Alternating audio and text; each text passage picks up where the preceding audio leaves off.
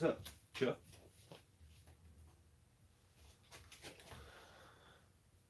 JC, what up, man? What up, Ground Pounder?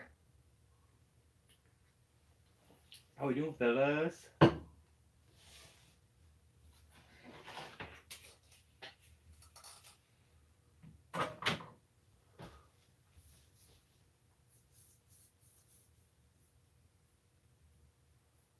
JC been swinging the old thorax here lately. That thing looks gnarly, dude. Been driving, damn. Yeah, we took, well, I took my daughter and my wife to the fall festival a little south from us today. So did a little bit. It wasn't, wasn't a long drive like you're making though. Jay, what is up, brother? Jay made some videos here this week that I liked, and he made a statement that anyone who says they know everything is full of shit. And I may be full of shit. So, no, I'm just kidding. Made a very good point there. I think some people get content with just like knowing what they know and that being enough. I think that stops a lot of tree guys. And I feel like I've ran into two different types of guys that climb. Those that learn enough to just get it done, and they'll accidentally learn a trick here and there along the way as they're doing things. But it's nothing major. It's nothing like it changes anything really for them. They get used to something that they really like it. They kind of stick to it. And then you have the other ones that are always looking to figure out something new, do something new, and just got home from work. Right on. Oh, Dano's here.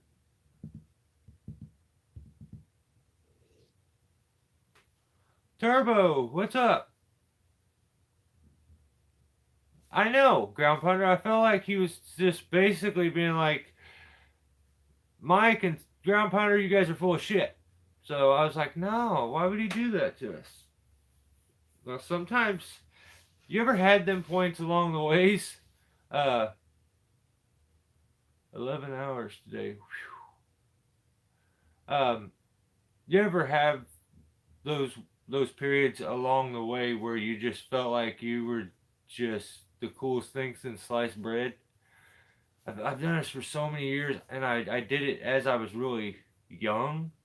And when you get that I know everything mentality, becoming a teenager and then into your 20s, and like, I legit thought that I was just the best there was at one point. And there wasn't nothing anyone could tell me to change my mind. But then I found out that, like, there are trees outside of my little town that guys climb and do it way cooler and better than me. And I was like, oh no. What am I if I'm not that guy? So it's like learn. And actually it was that spark that I'd done it for so long, so at such a young, my whole life. That's just my dad. That's what my dad did. So that's what I had seen, and that's what I knew. And I tried a couple other things along the way. Like was a foreman at a plastic factory, running these big cranes. I made the It's a Small World ride. Those boats. I made those boats that you ride on at Disney World and Disneyland. Um, and then the Pirates of the Caribbean ride, I made those too. But I wasn't good at anything other than the thing that I was always trying to get away from. So eventually, you work your way back into it. 100%, Jay. That's basically when I feel like because as I get older, I'm only going to be looking for things to make it easier. Maybe not to go faster, maybe not to get more done. Maybe it's just I'm learning things to make it easier. And I'm trying to integrate those things in now, even as I hit 40, you know, which I already did. So I'm trying to make it sound like I'm not there yet. And just looking to here and there find out like if that's easier on me, like physically, I probably want to do that. I want to try to work that in, but I get those guys that are like, this gets it done, and this is what I'm gonna do, and I respect that too. I have a kid brother that he's so just so good and uses the basics. So basically, will definitely will get you there. So I really almost died on one. This is small. Really? Dang, Ethan? Ethan Honeycutt. Really? That's wild, dude. Yeah, I used to make them in a factory. Like when the Pirates of the Caribbean ride was first being put in, they hadn't made these boats ever, and they chose our factory for some reason to in my little town to design them. Like, well, they designed it and they had a mold made, but no one had ever made it with the plastic before. And I'm just some hillbilly kid who just I felt like I can't be the dummy on the team. So like as soon as I got the job from work experience was like this program you went through and they find you jobs. So I got that job and I worked midnights with a new kid, and so I was just looking to get myself up the ladder as fast as I could, and I think I had a raise and became a foreman almost. I think I did it before I got out of work experience, which was the first 2 months. So you work, or maybe it's 2 weeks. It was something really short though. So that's wild though, Ethan. That's no good. Um, Hopefully it wasn't because the boat like fell apart. The plastic was junk, but they had to have made more since then. It definitely wasn't anything I did. I'm not taking fault. That's crazy though. Those rides always trip me out. I've been on rides before where like I felt like I was gonna come out of the thing that holds you in. So I think I kind of lost my train of thought. I was gonna go. Let's just we're just gonna fly by the seat of our pants on this one. Usually I got more of a laid out like curriculum that I do for these, but no sense. I'll get into some silliness. I have to troll. That's what these are turning into is Troll Talk Tuesdays or Saturday, whatever. So the notes come out, the many pages. There's just so much tree content out there. I have to like make notes or I won't remember anything. Yeah, you're probably right, Ground Pounder. That's probably what it is. Let's do what's been going on this week. So okay, first of all, I don't like that.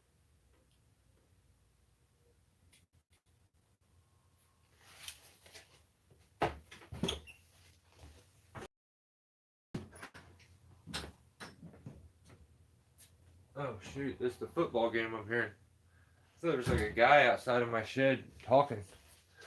There kinda is the echo from the football game. There's a fan this week with GP and Viking crew and the stuff. That's awesome, guys. You guys look like you were having fun. I was trying to keep up with like the Instagram stuff, and I think that's mainly what I was able to keep up with is the Instagram stuff. And some pictures actually. So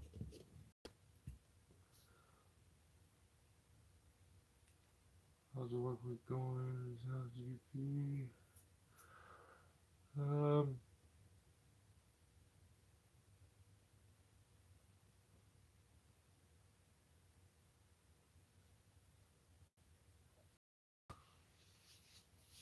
Okay, let's do this. So I done lost my train of thought, and I have a light back behind the the camera, so it's like blinding me. But I'm trying to make the lighting a bit better until I get all the fluorescent lights put back in. I don't think I've ever switched them out since I moved in, and there's like a shorter one here and a full size one here that should light this up insanely good. So I've got to do that eventually. But I always forget. It's just one of them things you forget. What do I have for an axe? Um, I have I have bought many axes. Actually, you know what? One of my axes has disappeared. I used to have this little Boy Scout.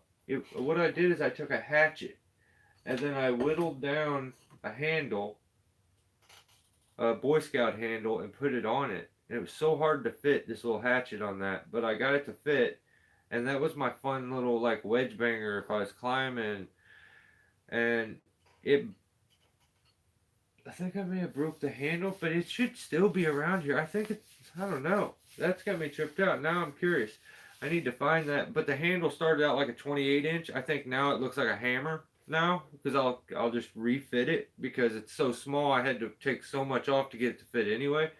But I've I've bought a bunch of different axes, but the only ones I have now is a GB axe that Greg Brown made for me and sent to me a long time ago, and it's still super nice. The pin fell out of the top for the wedge, but I just found something similar to that and put it back in. Um, and where's oh, is it? Yeah, here it is. I got this, which was it has those ears on it, but I have it wrapped. I think I showed on a video how to wrap these, and it will protect your axe from getting all beat up when the guys miss a swing or something.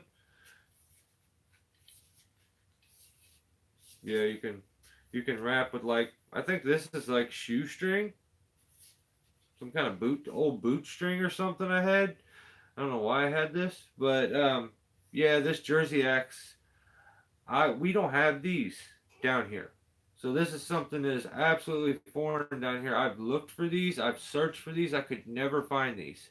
And um, Jeff Schroeder sent me this axe a while back. It's been a few years now, and it's beautiful. Handle's nice. So um, yeah, really, really nice gesture from Jeff. It was when he was really first getting into making axes. So that's why I always kind of shouted Jeff out when he was doing his axe stuff. His channel is growing so quick, and he seems like he's rolling along. Life's on the right track for him. It's cool to see. It's really awesome to see because I think Jeff's just a downright good human. So.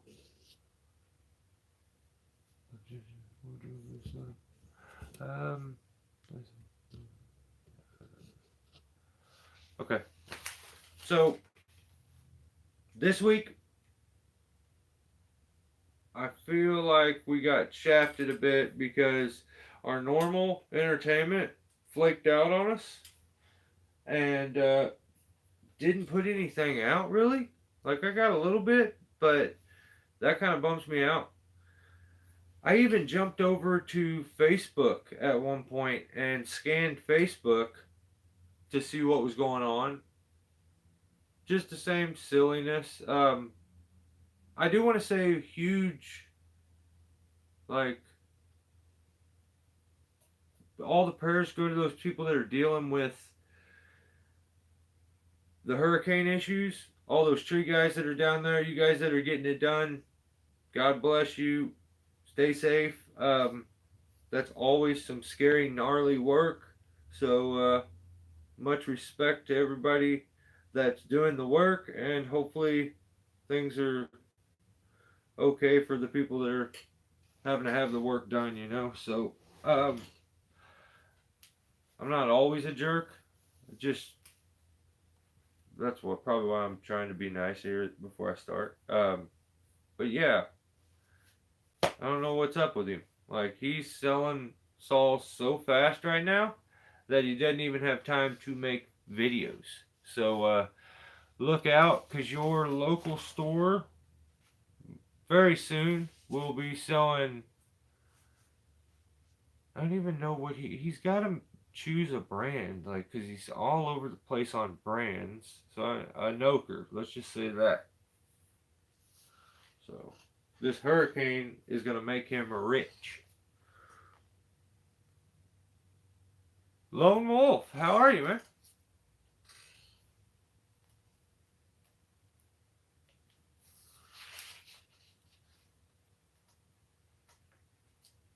So I'll get into him, but I do want to do some other ones along the way. Okay. So do we know? Everybody knows. Steel Cutting. How are you, brother? Good. Right on, Lon. That's awesome.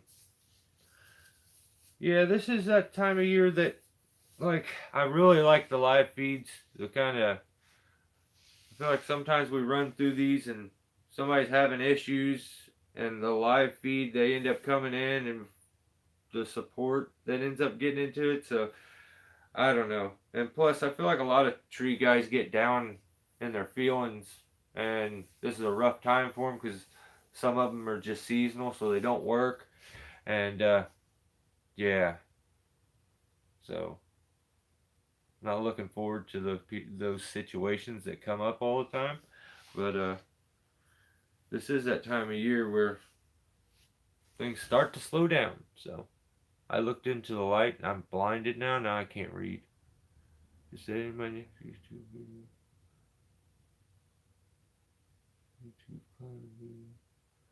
Really? Well, alone, I'll have to check out the videos then. Yeah, I'll definitely have to check you out. We'll have to throw you into the news each week. Throw a little attention your way. So,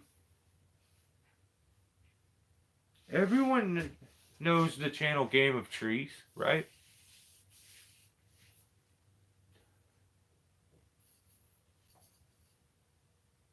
Whoa, Jay.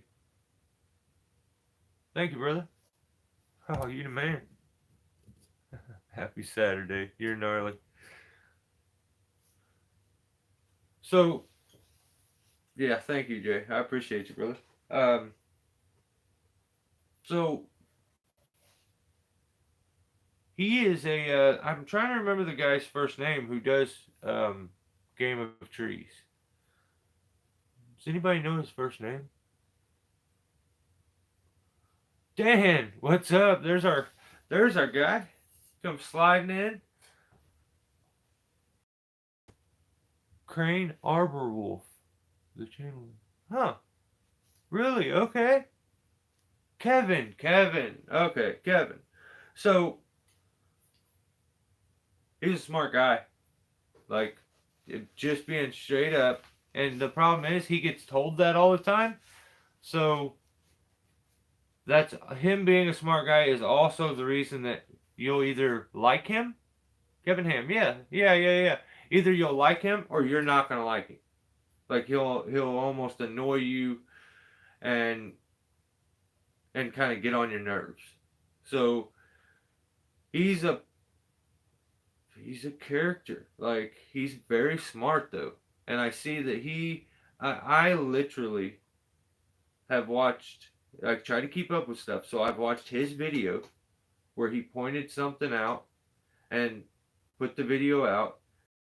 Literally, I see another smaller YouTube repeating it. The problem is that smaller YouTuber is doing it and trying to teach it, but not give the credit to the guy that he just learned it from, which I find it kind of weak. I kind of say that every week, but it's just something that I feel like if I don't bring some attention to, it'll probably continue forever, and you know how that goes. I don't like it. So, oh my God, Greg, what's up, brother? Greg is the man. So Kevin's very, very like polarizing, and puts out a lot of content. I do find it funny. Okay, there's what I think. I think GoPro should have never put a front viewing camera because some of you guys out there can't see yourself on camera without being like, you don't, what do you, like, you can see that you're looking into your own eyes on the camera sometimes, which is so funny. I don't like eye contact. I think like I may have something wrong with me, but I don't like eye contact. It's just not my thing. So like, and I also have really bright blue eyes, so I get told when I finally will make eye contact at times, I get told I have pretty eyes, and I'm like, ah, that's it. I'm not doing it no more. So he's always like, game of trees, we're having fun. Um, but he never looks like he's having fun. And remember, the thumbnail shows this is a disclaimer. I'm teasing, I'm trolling a little bit, and I'm just having some fun. But maybe it just doesn't look like you're having fun. I'm sorry.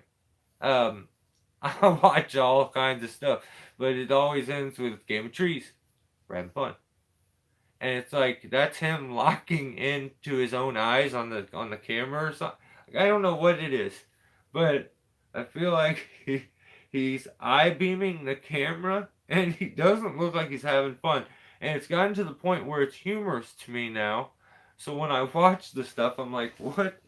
Why is it every single time? And I'm like, eventually he's gonna smile and be and like act like he's really having fun. But now it's just a catchphrase. Even when he's pissed, he's like, "Game of Trees, we're having fun." He put out a video. Listen to this. He put out a YouTube short, and he was so incredibly offended by his neighbor who rented the building because they didn't ask him about what they should like. There was a tree back there, and he's like, there was a large honey locust or something back there, and it had been a headache since they moved in. He's like, the new renters had the tree removed. Oh, his exact words were, they didn't come over and inquire. He says, um, then they come in and they plant. Maybe it was a different kind of tree that was dead or dying, and then they brought in this little honey locust. He's like, that's going to be an issue for all of us, you know, forever or something like that. And he's so mad, and he's like, I mean, he whips the camera around. He's like, I mean, you have a board certified arborist next door, and you don't even come over and inquire. And you can see he's straight offended, and he says, "Game of trees, we're having fun." You were not having fun telling that story. You look like you were gritting your teeth, and you were so mad. And I get a kind of a chuckle sometimes because some guys are like very territorial, and like I don't to think that everything should involve you is very silly. Like it shouldn't.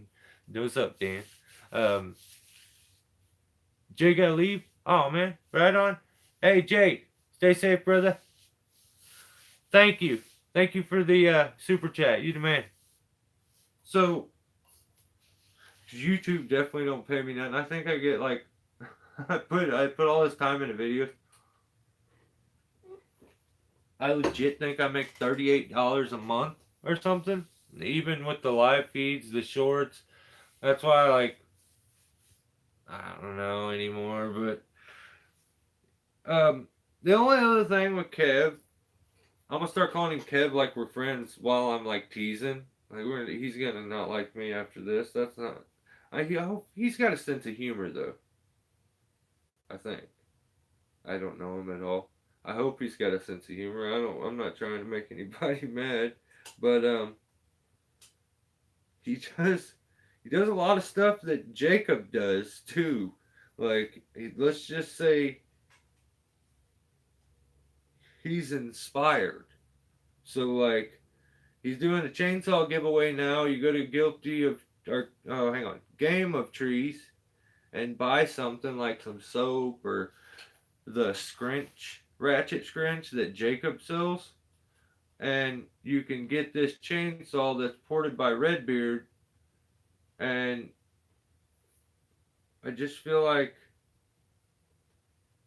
oh, it's a ported 562 XP, and I just feel like I hope that works out for him. I feel like that's just a kind of a goofy gamble. Like I don't know.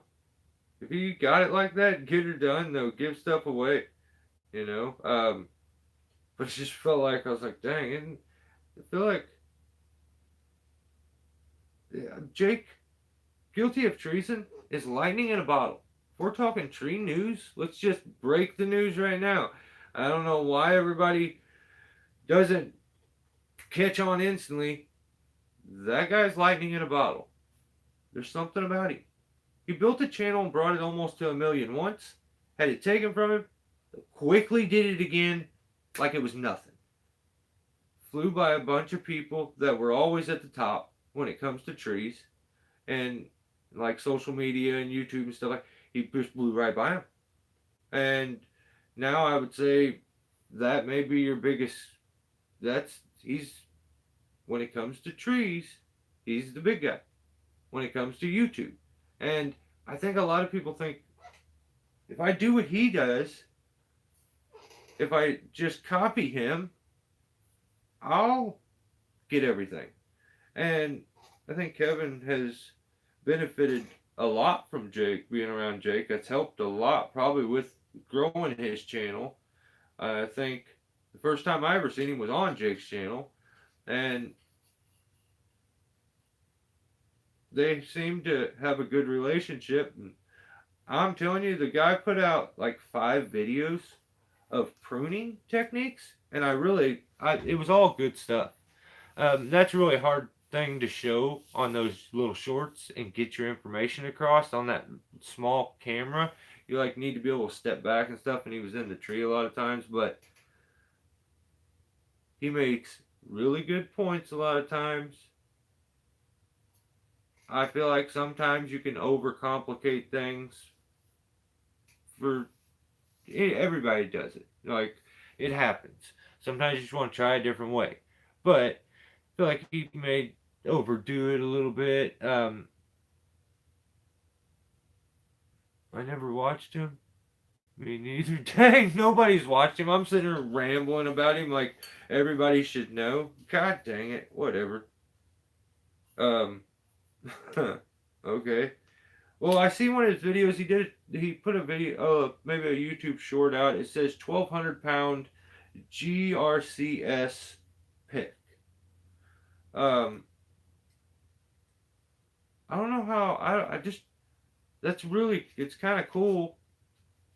But man, I worry every time for the guy who's running that rope down there.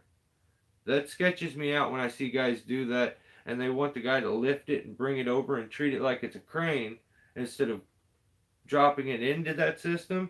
They're using that system to pull it up and then it may fall into it and it's totally under stress at the point.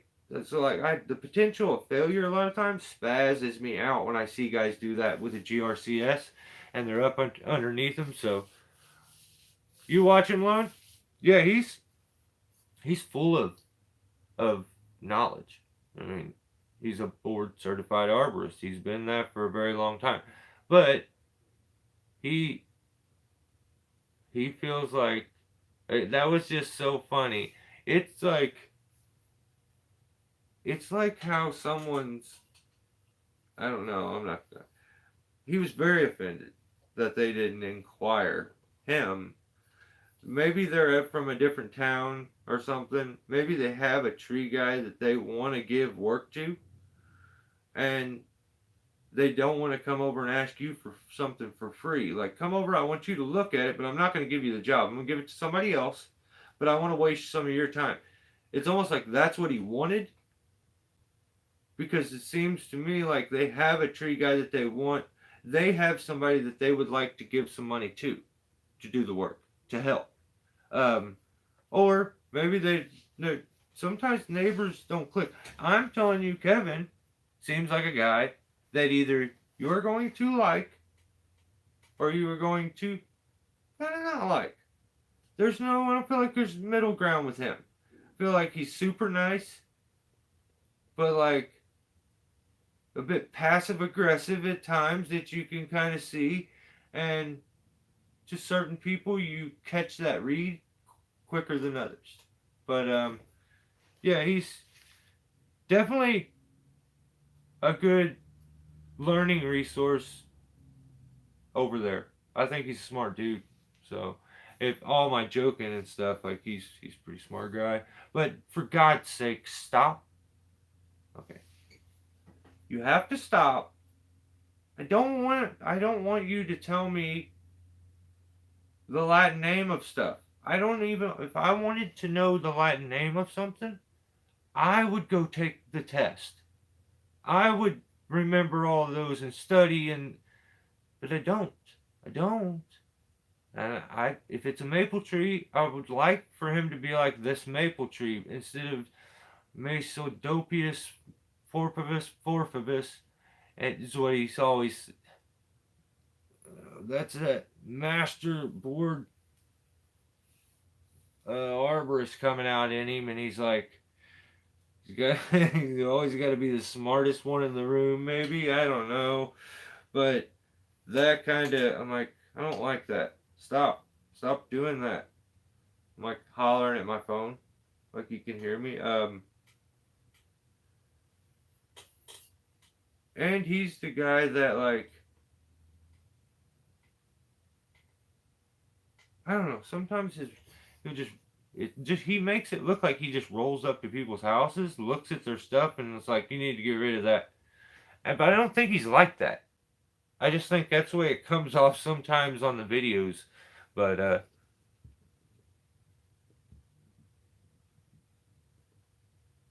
needed to feel important. He has a big ego. It is funny. It is funny, Lone Wolf. Yes, yes. Exactly. I don't watch them. Oh yeah. I am qualified arborist, but I am dumb. Keep it simple, dumb stupid. Yeah. I There's no sense in like giving me the Latin name for the fungus that's growing on the tree. um, but I do like all that info, and sometimes it's just, I'm like, no, there's a name for that. You could just give the name, and that would be more relatable. But maybe his audience is all master arborists, because he comes off as a bit unrelatable when he tries to overcomplicate stuff. This is just constructive. I can't even say the word, more or less. I shouldn't even be given constructive criticism because I can't say it. But yeah, it comes off unrelatable to probably 90% of the tree people. But that's just my opinion. This is all just my opinion. So yeah, yeah, me too. I do like to razz a little bit, but I'm just a hack job yet, so he does this exactly what I'm talking about. Greg, that power hammer is sick, dude. That thing's gonna be nuts.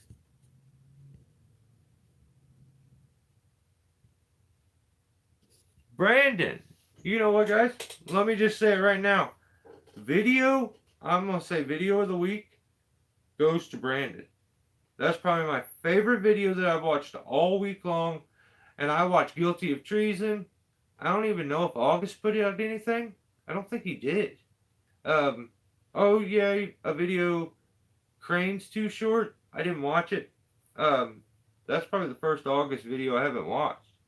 But yeah, Brandon. The channel's Brandon Rusty's Tree Care and or Brandon slash Rusty's Tree Care.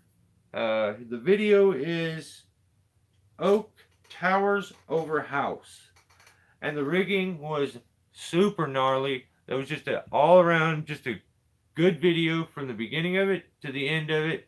Solid. Um, and dude, props. Some gnarly stuff. So if you haven't watched his video, he's here in the comments. That's Brandon Rusty Streaker. My favorite video of the week. I watched a lot of videos. I watched Game of Trees. I watched Ground Pounder. I watched I watched Zacchaeus. I watched Tree Mugs, Veterans Tree Service, Guilty of Trees, and all of them. And dude, that video was just good. That was just, it was like a ton of just gnarly hammers. So check that out. He was definitely swanging some tops. So really, really good video.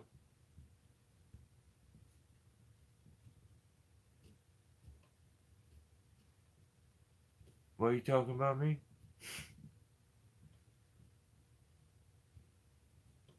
Who am I? Oh, sorry, Climber Matt. I was talking about before I seen Brandon. I was talking about Kevin Ham from Game of Trees. So sorry, I'm a little behind. Oh, okay. Ground Pounder did it for me. 6 years ago? What?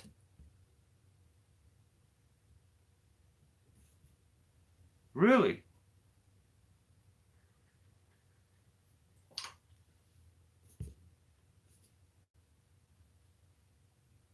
Really? It just popped up onto my feed. That's crazy.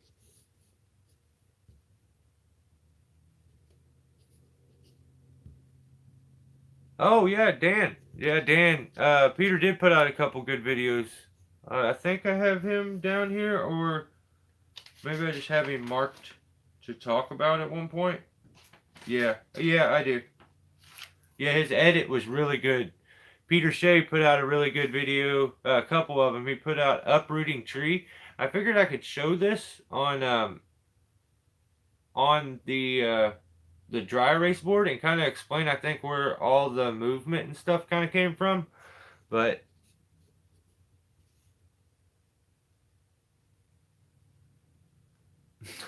Lone Wolf, he's like, don't be wasting my time. Um, no problem, Brandon. Yeah, just Brandon seems like a very humble feller, which is really cool. And he's seems to be very skilled, from what I see, and a little ballsy, which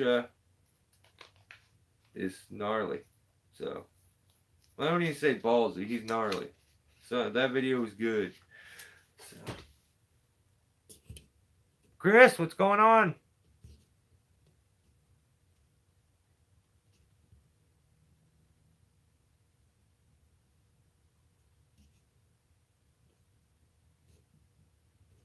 Dano, right on, brother. Thanks for hanging out. I appreciate you. W. Guyver, how are you? I'm old. Dang. Dude, is that from the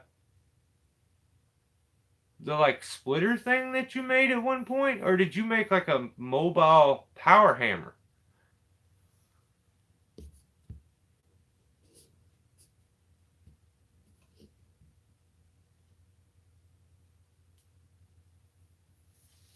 And while I'm waiting for you to tell me, um, Ground Pounder put out some good stuff. A few lives, some shorts, I think maybe a little video. I can't really remember. I know there's a couple good shorts, and they were They were getting it done. Let's just say that. So, wow, that's crazy, man. You just make some big mobile power hammer. It's. I think sometimes I like maybe even when I seen you use it, if I seen a video of it, I probably took for granted like the frame and everything was all there before, but like when you start to show the process there where all your welds were still showing, and that was crazy.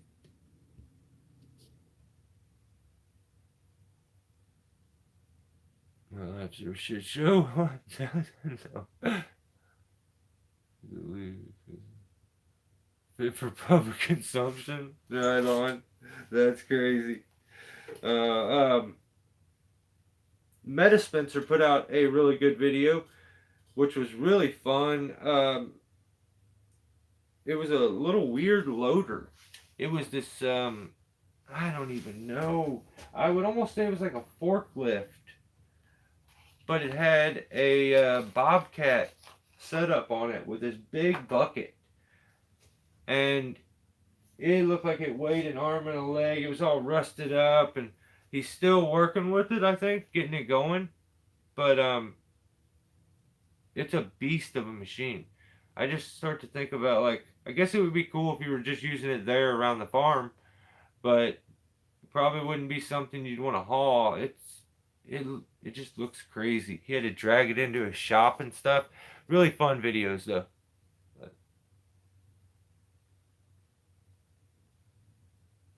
I put a short of it finished. Oh, right on. I'll have to either go back and check it or um.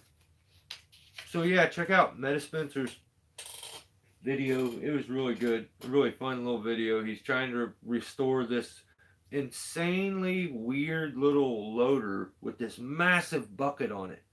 Looks really cool though.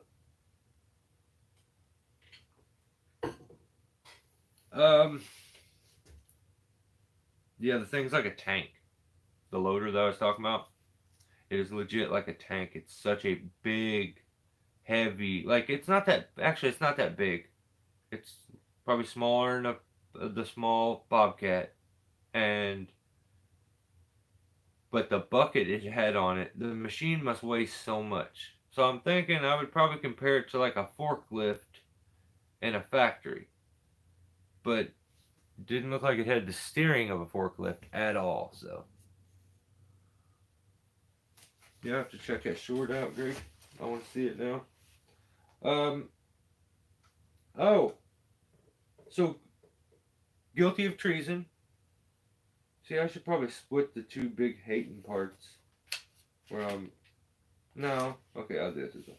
Guilty of treason. Jake um admitted publicly in the video that I think it was part one that steel is better than the Husqvarna. He's got that like Mark 5 or 7 or something like that.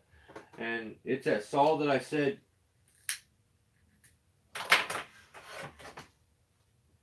it's the saw that I said annoyed me. Like the noise to it's a bit annoying sometimes. When it's wrapped out completely, it's like screaming. Um, yeah, he said, at least you say what you want about steel, but at least they don't do this crap. So that's basically the biggest YouTuber. We already established that earlier. He's the biggest YouTuber when it comes to tree work. He said that steel is better than Husqvarna. So that should get me a couple subscribers all on its own. I feel like. Gotta call. Right on, Greg. See you, brother. Um. So in part two, this was a bit relatable for me.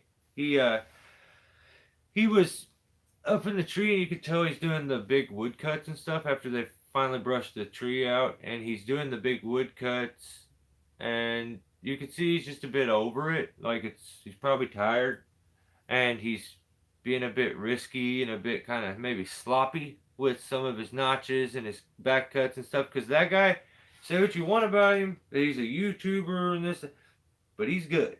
Like his cuts are usually dead on. When he's banging out a notch, it's usually, I mean, more times than I feel like I hit it dead on. He's dead on quite often.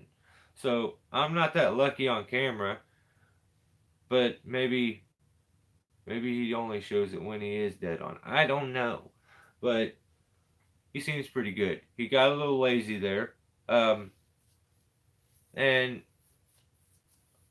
ground pounder, is that whose is that?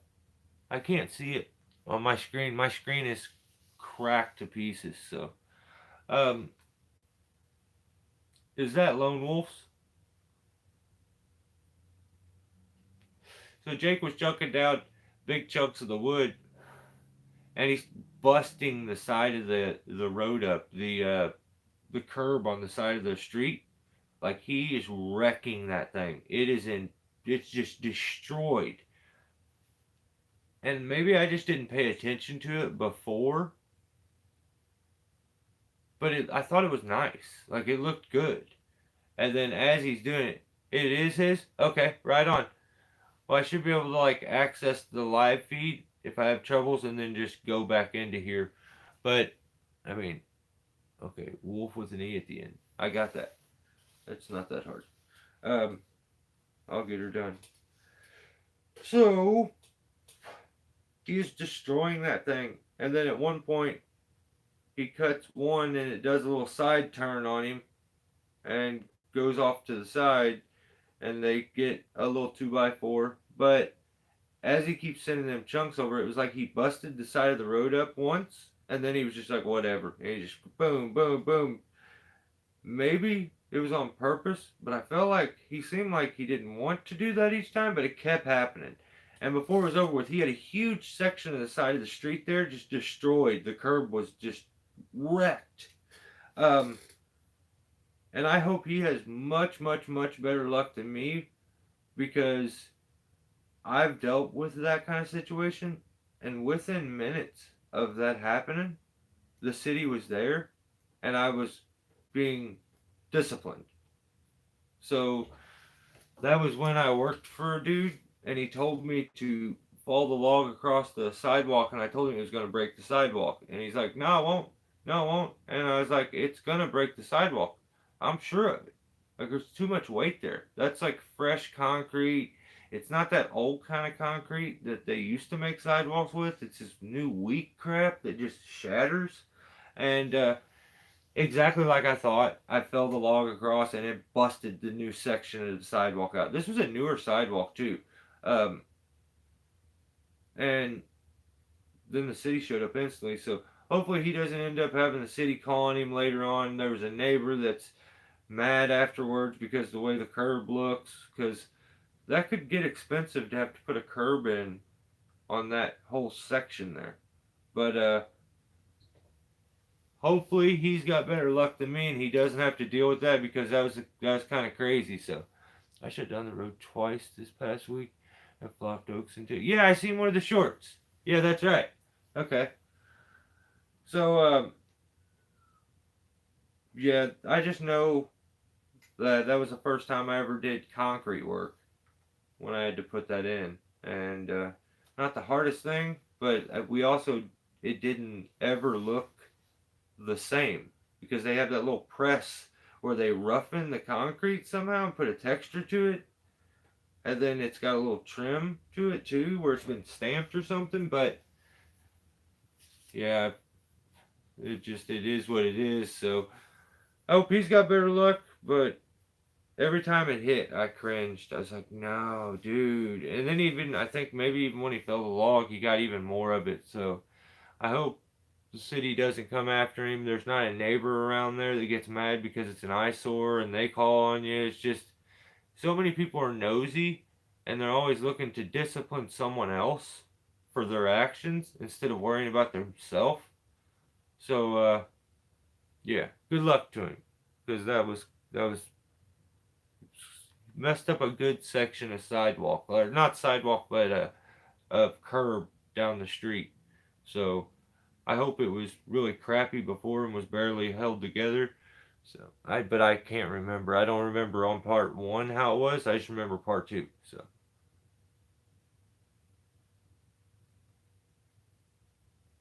the big one on the left didn't get filmed. Oh dang! Right on. Um,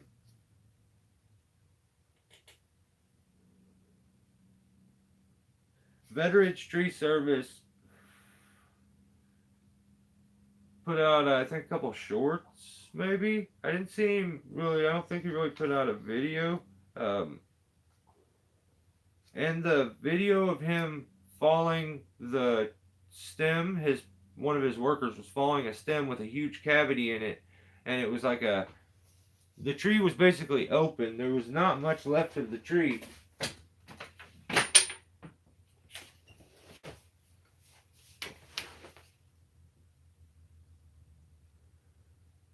There's just a random arrowhead.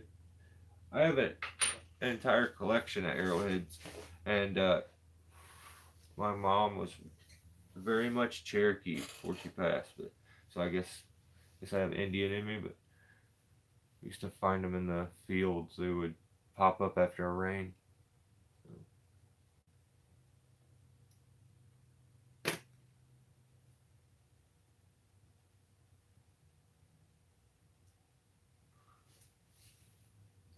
All right.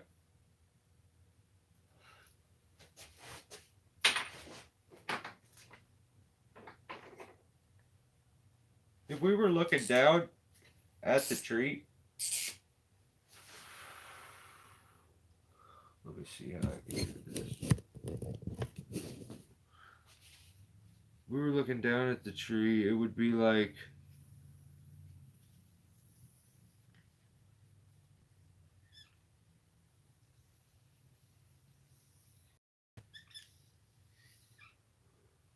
that. So you have something like that and you're trying to fall it. And he has the guy just do a straight cut into it.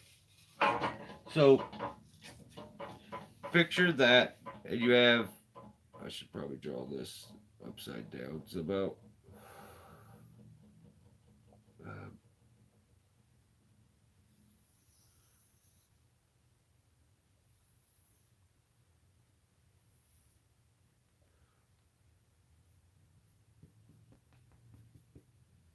okay. So yeah, I am drawing it upside down. I'm so good. So you just pretend like he was falling it this way, and he just has the guy do a straight pass through it. He starts cutting.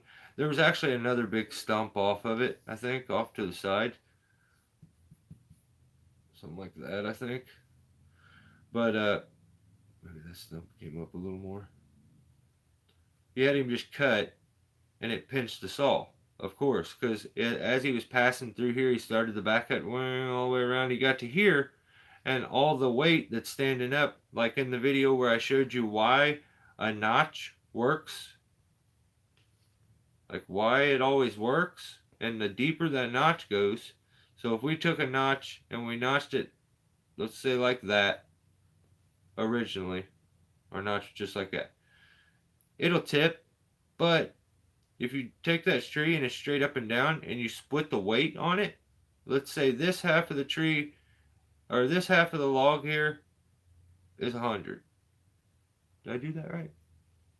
Yeah, I think. No, I didn't. I should have did it backwards. But this is 100 and this is 100 if we split it down the middle. That's not a very straight line.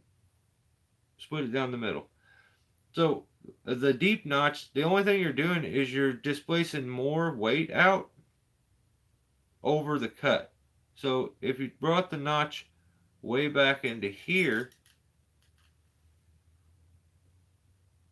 the pivot point is now back here. It's not in the middle where that notch point met. The hinge isn't here anymore. The hinge is way back here.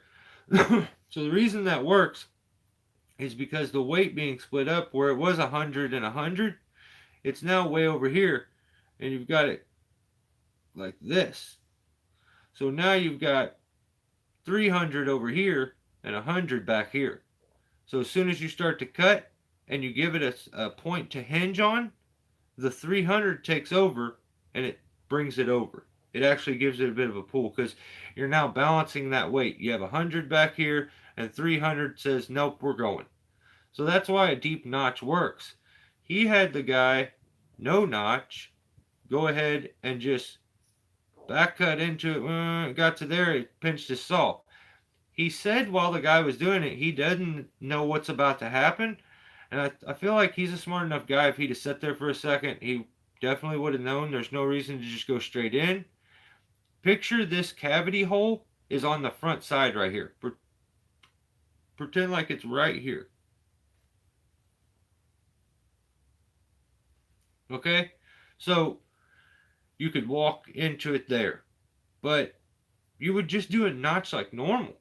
You would notch it out just like you normally would. But just like any kind of hollow tree, sometimes you don't know the tree's hollow or the log's hollow until you put a notch in it. Then after you get the notch in, you see there's a huge cavity in here. You're like, oh shoot. Well, whatever. Well, that's not an issue because we have holding wood. So if you put your notch there, we went all the way, we're just right in the middle.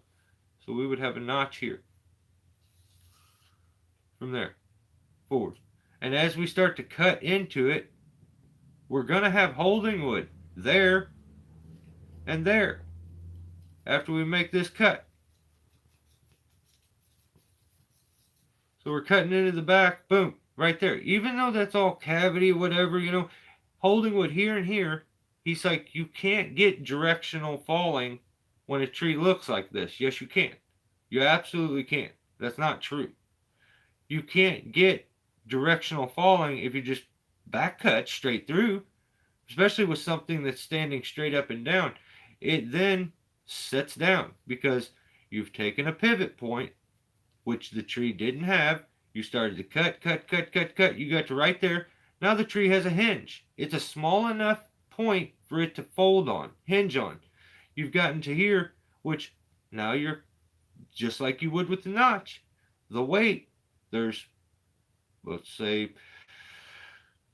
50 pounds here and 350 back here. So it's very obvious that would cause you to get pinched. It is not true that if a tree is hollow like that you can't get directional falling. You absolutely can. You just do it like you normally would. Especially when the cavity and the opening is facing the direction you want to go. The harder part would have been like if he needed to go this way. Then he would have had to, like, there's where you need your hinge. So he would have to make a decision. Do I come further back or go further forward? I would probably go further forward and go with a very small notch. That would go like right there. And then bring it in and leave that section there. And that section there for, the actual hinge.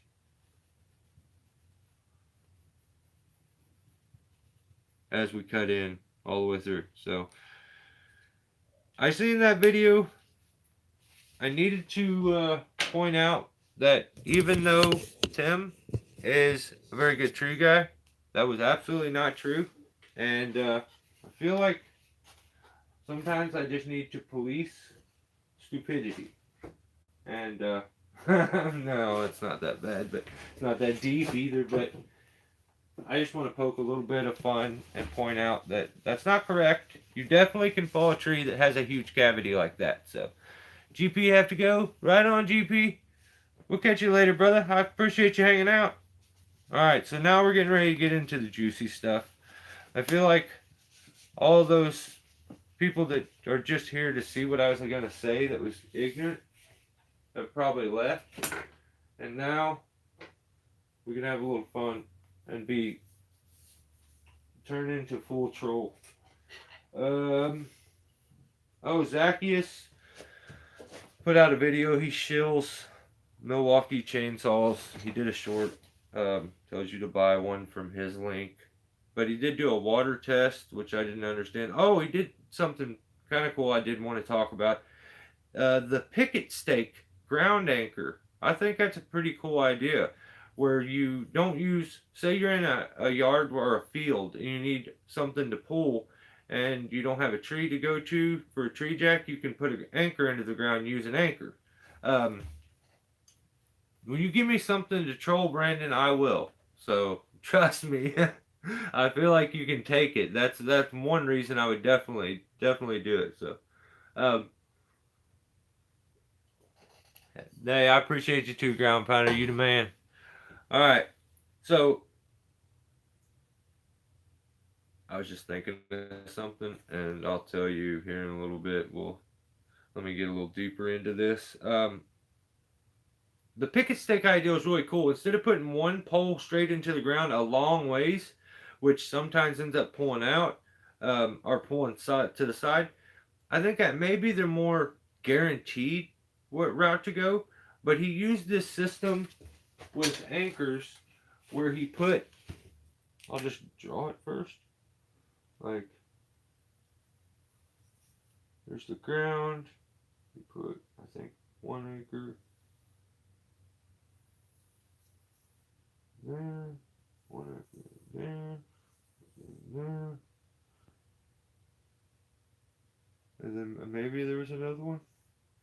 So he put anchors in like that, and then what he would have is a chain that went from this one and this one hammers into the ground, so it displaces as it pulls on this one, and it starts to maybe get movement. Then it will then pull onto this one, and this one will secure this one. When it starts to almost maybe pull the two of them, that's when this chain here, this is hard to do upside down, will then grab and hold and will displace to this one, which will, if it finally moves all three of them, you have your last one. I think it was just that many. And then you can put you a pulley, a tree jack or something right here. And instead of beating one in that you can't, a lot of times you have to put it so far into the ground that you can't even get it back up. Especially if you're in the city limits, you're dealing with all kinds of plumbing and piping under the ground, and who knows what you hit. So you almost need to call dig right before you hammer an anchor into the ground, which is crazy. That seems like it would maybe work. I want to try it and see how shallow I can go and it still be effective. So I would like to have I would like to have something that you could put into the ground maybe 3 foot and like four of them at 3 foot, because I think you can get away with 3 foot in a lot of grounds. But yeah, I have to see a little more of that. Zacchaeus, that's the first time I had ever seen that. That's really kind of cool. Um, Not saying that that's where like he made it up or anything. I don't know about that, but it has a name, so I'm sure he didn't make it up. It's called Picket Stake Ground Anchor. Um, then he climbed the crane course at Paul Bunyan. So I think he got to meet a few people that kind of come in and out of this channel. So he seems like a good guy. He really does. I might keep putting this thing on the nasty table with all. Okay. All right, you guys ready? You did a good job on that. See how spacey I am? I ate way too many burgers before I came out here. I forgot who we were. Oh, okay, yeah, Zacchaeus, yeah. I got like, I'm starting to get Alzheimer's already, so work with me. I don't even know who you guys are here in another week or so. I better knock on wood. I have bad luck. I ain't real. Schroeder saved the day with the axe handle. All right. I feel a bit unauthentic. I feel fake. Let's just say that. Not saying a channel's name, but at the same time, I don't want to bring any. If somebody's just strolling through here, I think you guys that know me and are regulars will understand who I'm talking about, know who I'm talking about, and we'll see. We'll see how it works. I don't want to bring any negative attention though, so I'm just gonna tell you. I feel like I should because the ego, the fake. Like, okay, I feel fake for not just putting somebody on blast, but I don't want to cause anybody any negative like effects from any of this, and I feel like I may have really offended some people when I started to do that stuff like that. So unless you truly push it with me and are just so arrogant, I usually try to let it go. But okay, listen to this. I am dumbfounded. This is somebody who's trying to grow a YouTube channel and tree work. Once everything is always, I'm going to teach, I'm going to teach, I'm going to teach, to the point that I, it comes off like you maybe should practice it a little more before you decide to teach it at times. But let's just, I mean, I look at this. Like, this is how much, this is from 2 videos. This is from 2 videos, and I was like, I cannot believe some people are just unreal. But, put out a video, part one, first things first. Starts pointing to trees, calling them big, that are very, very small. Like, not small, but like, they're just not big. But maybe to him and his area, that's as big as they get. Or what I hope the truth is that he was joking, and it just his humor didn't come out, like it didn't work right. But and at any time when we're doing these live feeds, if I'm talking about somebody, I say I won't say their name. If you figure it out, I will give you the yes though. If you're we'll do that. But so I hope he's joking. But I see that first thing. And then the next thing I see is the most flamboyant way I've ever seen anyone throw a throw ball. Um, the only way would be like if you had a pink tutu on when he did it. That's the only way it gets any higher on the scale. I'm just kidding. It was very, very flamboyant though. I'm just gonna be real. I've never seen anybody throw a throw ball like that. I think you should keep doing it that way. That's it. On to the next thing. Sometimes when you fall trees, certain kinds of trees, they'll get like, let's go back to the dry erase board. Let's say just for me, because what we're gonna, I don't want to do that because that gives it away and like makes it very obvious. So picture a tree that gets a very short stump and then gets a union immediately when you have to fall something like that. I'm gonna, in mine here, I want to pretend like it's like a maple tree or something, okay?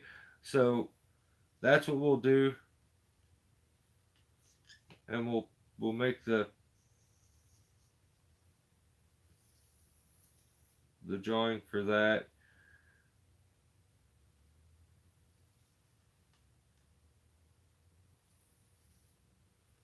All right, so big maple tree, all right, and you're falling it this way. What happens when you go to fall these things is if they have a big arm that comes off of them, kind of like this. Actually, let's bring that even out a little more.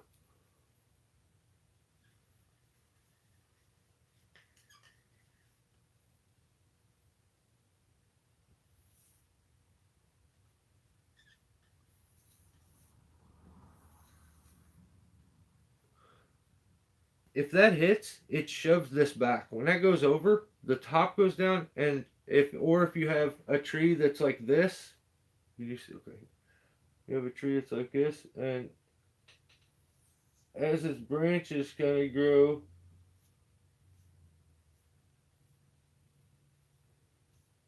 when that goes over, if those branches are strong enough and big enough, it's going to go over. It's going to bounce off that tipping point, and it's actually going to shove the butt backwards.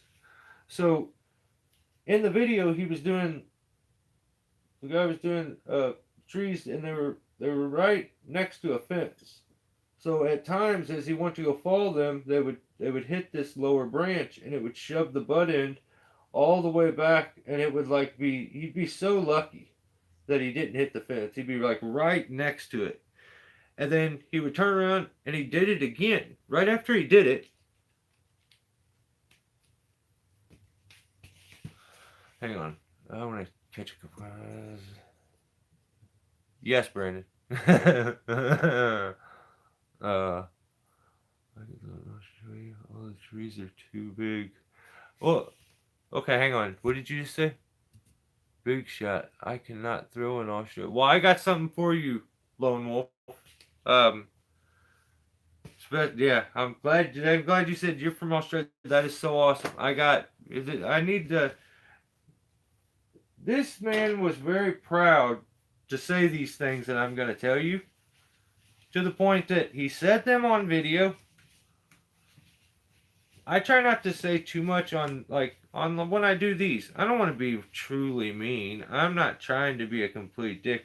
I think sometimes my sarcasm doesn't come across to some people, but to most, I feel like they get it. And if they don't, eventually, if they hang around long enough, they will.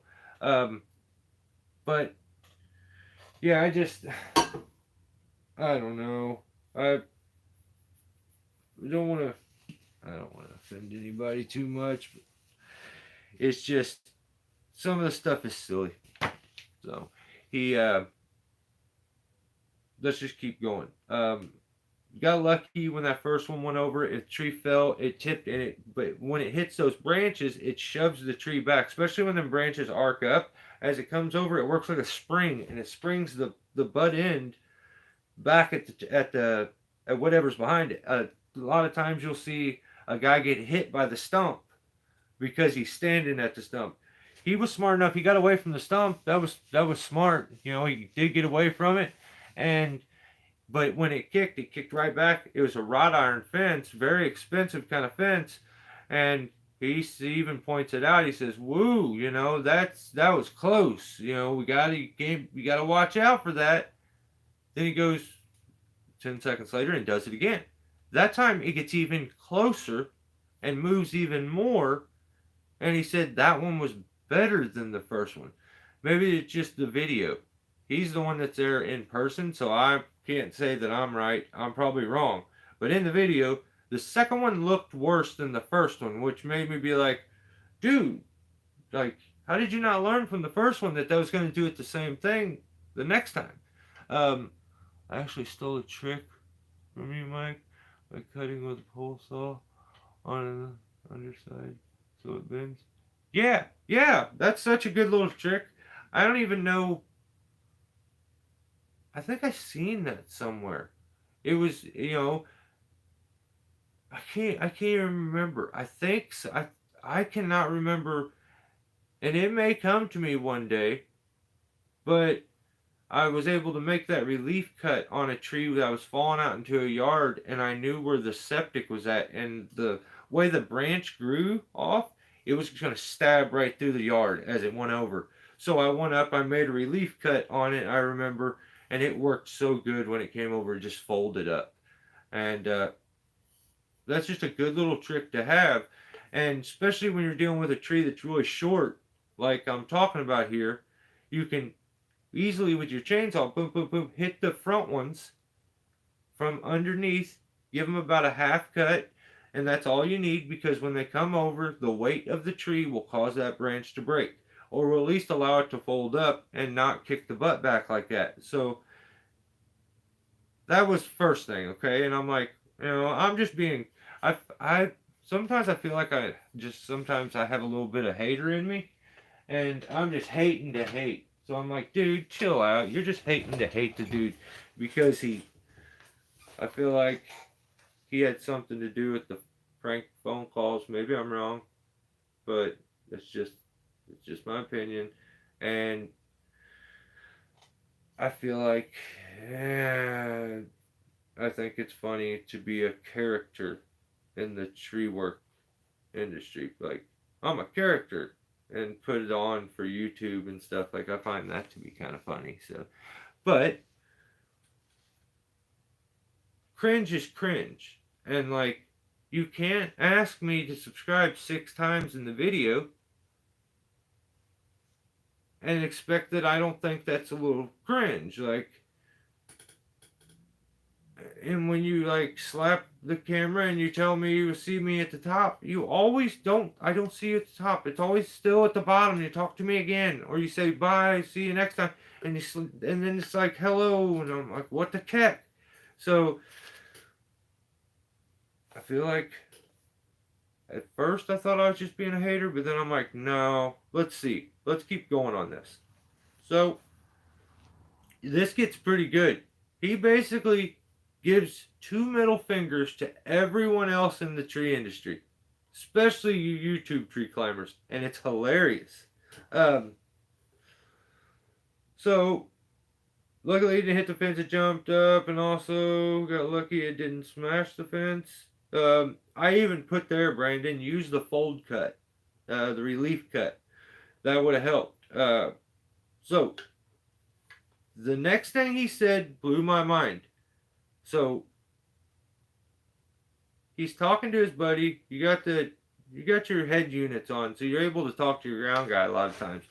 So a lot of these guys, that's what they do, and they just kind of cackle like a couple hens and just gossip. It sounds like, and there's a bit of hating going on right there, which that's why I was puzzled. It was kind of a bit lame to be offended so much when I say anything, but then you put a video out talking about basically how everyone else kind of sucks and you're just awesome. So I want to be I want to make sure I'm correct with the way I say things. He says in an upcoming video that he has yet to post, in the video, he's talking to his ground guy. He's like, yeah, I said it in my video just a couple days ago. I ain't posted it yet, but I'm gonna. He's like, I'm gonna tell you right now, that 60-foot oak that we did Wednesday was 3 times harder than anything them guys are doing out on the east-west coast. Yeah, they're climbing 200-foot pines, but that I'll tell you right now, that 60-foot oak we did was 3 times harder. And I'm like, whoa.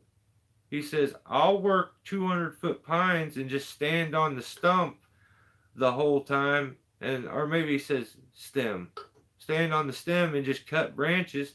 That's easy. So basically, size of the tree does not matter. It doesn't make it any harder. So any of you guys that have to do these massive trees, that doesn't matter.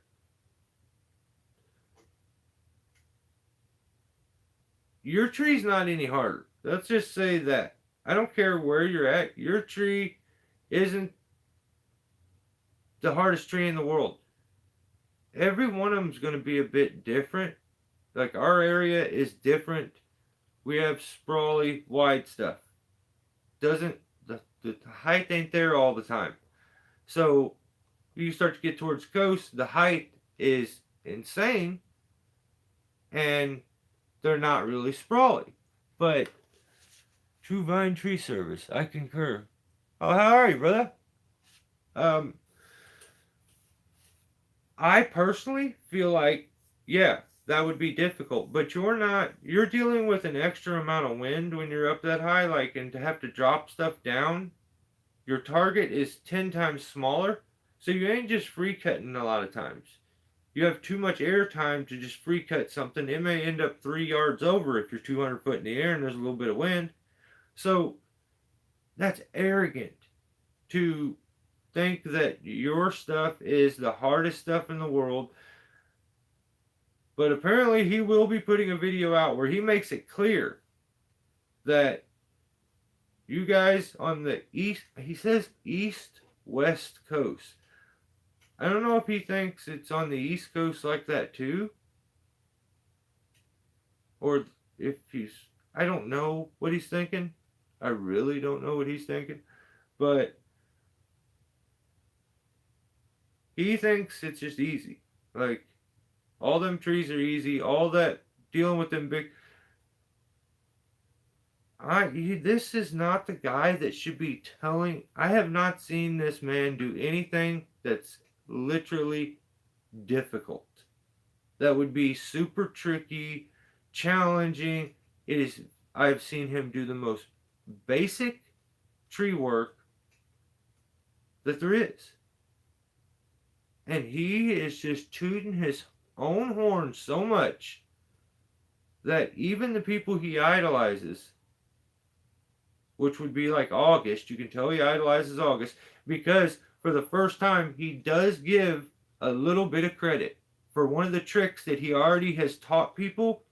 And he basically, for about 4 weeks, and then 4 weeks later, after teaching you this trick, he says, yeah, it's a little trick I learned from August. Or no, he says it's a little trick August Honeyke taught me. And if you weren't smart enough to know, you would think that they're like friends, and but maybe they are. I don't know. I made a video saying small drop zone, and it had some. Dude, I'm telling you, I've never seen someone have such big drop zones with smaller sized trees, and I just don't think the guy's ever went out of his area. I really don't think the man has ever moved out of his area, because if he did, you have to understand, those tall pines, those trees that lone wolves are doing, that's when you start dealing with something that's not only 200 foot in the air, it's sprawling now. There's multiple unions. Every one of them's a different game. And for you to say that yours is 3 times harder when it's more than 3 times smaller is very ignorant. It's just you're not skilled enough on those big trees for it to be easy for you. It's new to you still. But that is what it is. Maybe he'll get there, but there's a trick to those big sprawly trees. You learn how to run redirects. You learn how to set multiple tie-in points. We use tricks that aren't used on the coast because a lot of the stuff is straight, and just really, really, really tall. He's not a guy that I've seen and that I would think would be fine rigging down stuff off of a stem. I've just never seen him do anything like that, and I'm sure one day it'll happen. We'll see the videos, but I see a lot of arrogance and no humbleness, and it's aggravating.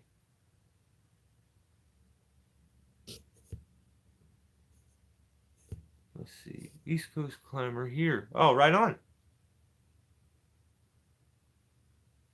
Yeah, that's what I'm talking about. That's the stuff I love. So you're doing the stuff I love, Truevine.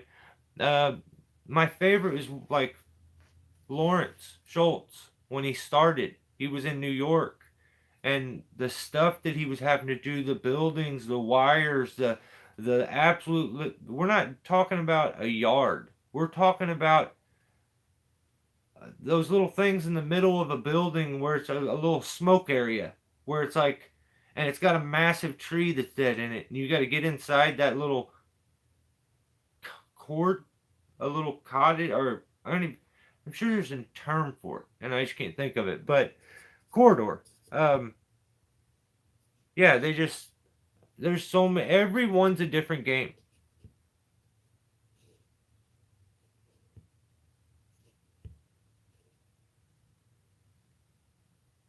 I've had small. Okay, hang on. Did I not read all that? Don't see a ton of tall targets. Yeah, it's different. Your game is has its own obstacles. Every one of them's gonna have obstacles. His are not as plentiful. And a humble man wouldn't be talking like that. And I was guilted a bit not too long ago when I said some stuff and it offended him, and I was kind of guilted by a few people as if what I did I shouldn't have done. That I'm kind of picking and being a bit of a jerk. So I did feel bad at one point, and then he turns around and does this. And I'm like, I was right. I'm a pretty good read of people, and I felt like, well, he's really arrogant.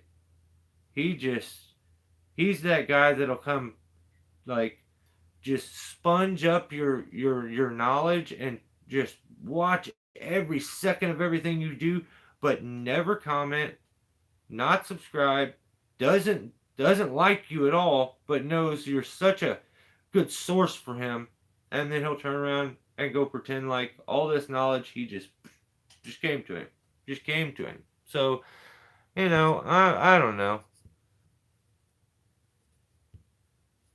Courtyard, yeah, yeah, that's it. Yeah, those little courtyards where he'd have to do crazy trees, and it was so fun to watch. I love that kind of stuff. The aspect of the technical, the more obstacles, the funner almost. I love that kind of stuff. That's my favorite when it comes to tree work and watching a tree climber do that. Um, I love rigging, and there's no need to rig if you don't have a lot of obstacles. But I don't even give people a hard time anymore. A lot of times you're going to get a hard time if you make a video and you rig something that the other guy thinks you didn't have to. Any tree guy out there has that first instinct that was like, why'd you rig it? And you want to tell him, like, didn't need to rig that, or you could have fell that, or when in actuality, you are watching things through a very small camera, a very short little view of it, and maybe the camera is changing a few things and making them look smaller and they're actually bigger. I don't really know. I can't say 100% for sure because the only way I can do that is if I was physically there in person. But I don't see targets and he'll rig. But I don't even have an issue with that because I think you should do stuff like that. Those ones where you're like, oh, should I rig that? Yeah, go ahead and rig it sometimes. If you're in a hurry and you need to hurry up and get it done, maybe you just make that cut and put the notch, swing it. But if you have the time, that's good practice. Like every time you climb, you get better at climbing. Every time you rig, you get better at rigging. Whether it's the ground guy or the climber, the rope guy or the guy running the tagline. Repetition and experience is the only thing that brings your skill level up. So that kind of stuff doesn't bother me. But I just thought it was really just a bit trash, in my opinion, to say something like that. It's like August has started saying some more on his videos why he doesn't do something. It says the same thing. You don't always full picture. Yeah, you can't. You can't get that full picture. A lot of times it's gonna look like you could do something that you couldn't do. I know that. I'm I'm a very self-conscious person. Like I get home, I watch that footage, and I see, well, it looks like I had room there, but I know I didn't have room. I checked it every which way I could. But man, from this view, it sure does look like there's a big drop zone. So I wouldn't razz him every single time. Um, I pointed out a couple times, like if his ropes were rubbing, because I just worried that eventually If your rigging line is rubbing against your climb line, you can cut through it. But it was more safety stuff. Or if I felt like you were given incorrect information, I would maybe point it out in a joking kind of way, but that just my jokes never went over. So he got very offended. So I promised I would never bring any negative. I would never leave a negative comment, and I've yet to comment. That's why. And just arrogant. Like it's very ignorant to say that your stuff is 3 times harder than anybody else's.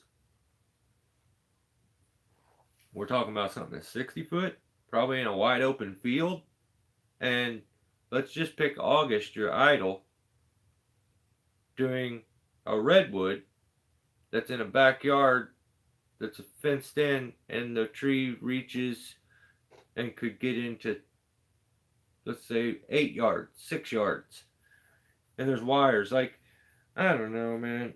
I think it's lame as hell for him to do that. I would suggest if I was to give him a little bit of advice, my advice to him would be don't put that video out where you're a complete asshole.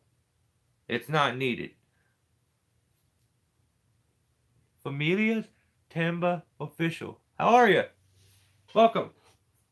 I wouldn't put that video out. You're a jerk, dude. And I hate to tell you this. That's also incorrect. You're wrong. I don't believe that you could stand there all day and do redwoods or those pines or whatever it is. I don't think you could go up there and just instantly do those all day. I don't. And you're very ignorant to think that you could. So it is what it is, though. Sometimes you say stuff and you come to your senses afterwards. That's where I think it's a bit lame that he went ahead and edited the video, watched the footage, and still agreed with that and putting it out. So, deal with it. I probably wouldn't have said anything about any of this. That right there was what got my attention and aggravated me. I was like, now I'm going to talk about it. Like, that's lame, dude. And so okay, and the story's not done yet. This gets even better. So we're in part 2 now. You think he would have did the tree and all this one video? No, no, no. I don't think he'd do half the stuff. Yeah, when you're doing them trees that are cracked or split, those crazy codoms. That dude looks like he's terrified sometimes up in these trees, and he's only 60 foot off the ground in a very strong oak tree. Like, dude, get out of here with that mess. Like, that's lame. That's lame, and you're gonna do nothing but piss a bunch of people off if you come out doing stuff like that. I find you a bit arrogant, and some things you do annoy me, but you're just gonna piss some people off because what you're saying is not correct, and you're throwing a bunch of other people under the bus like they're trash and you're the best.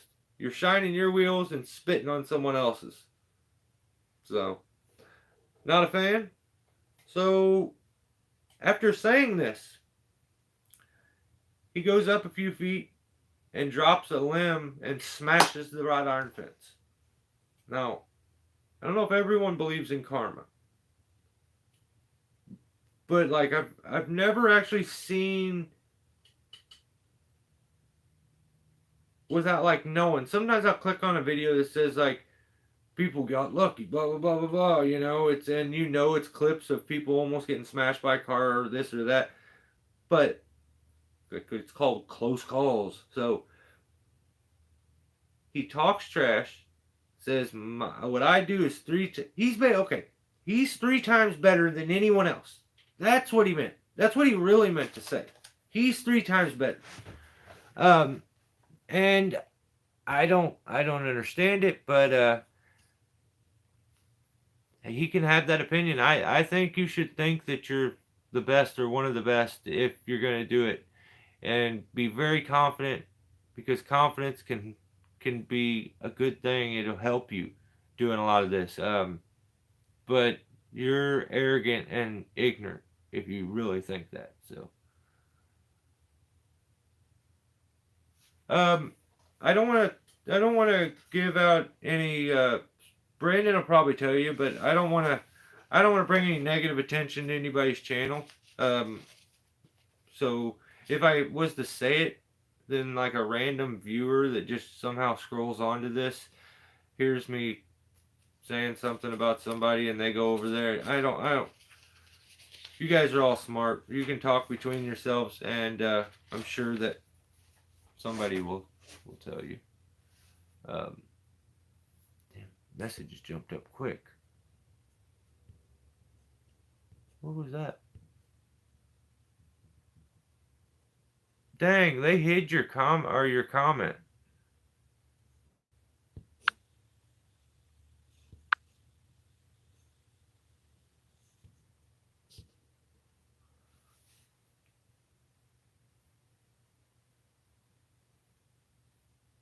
Lone Wolf. Hey, thank you for hanging out, brother. I appreciate you. So we'll finish up with him. Um, Someone let True Vine know who we're talking about, and that way, if he's curious, he could check it out.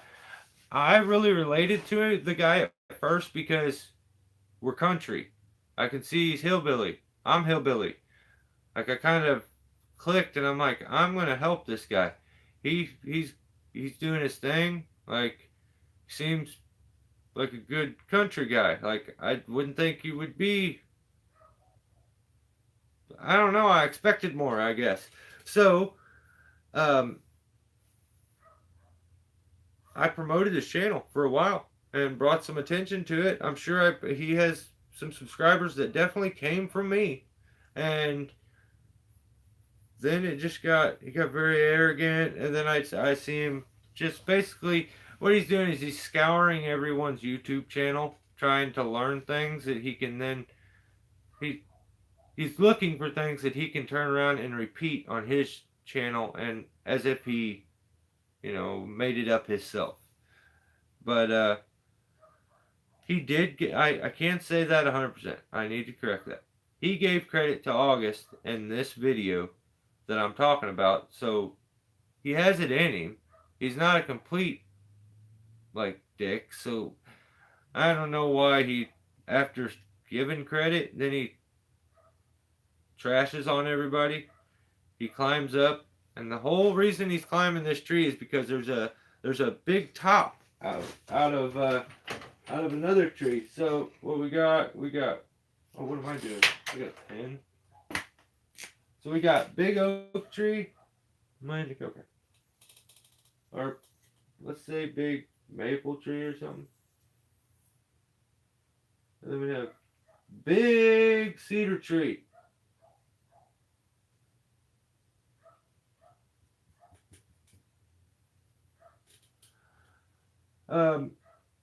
So a big top out of this thing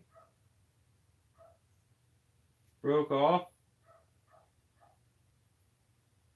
laid over here across like this.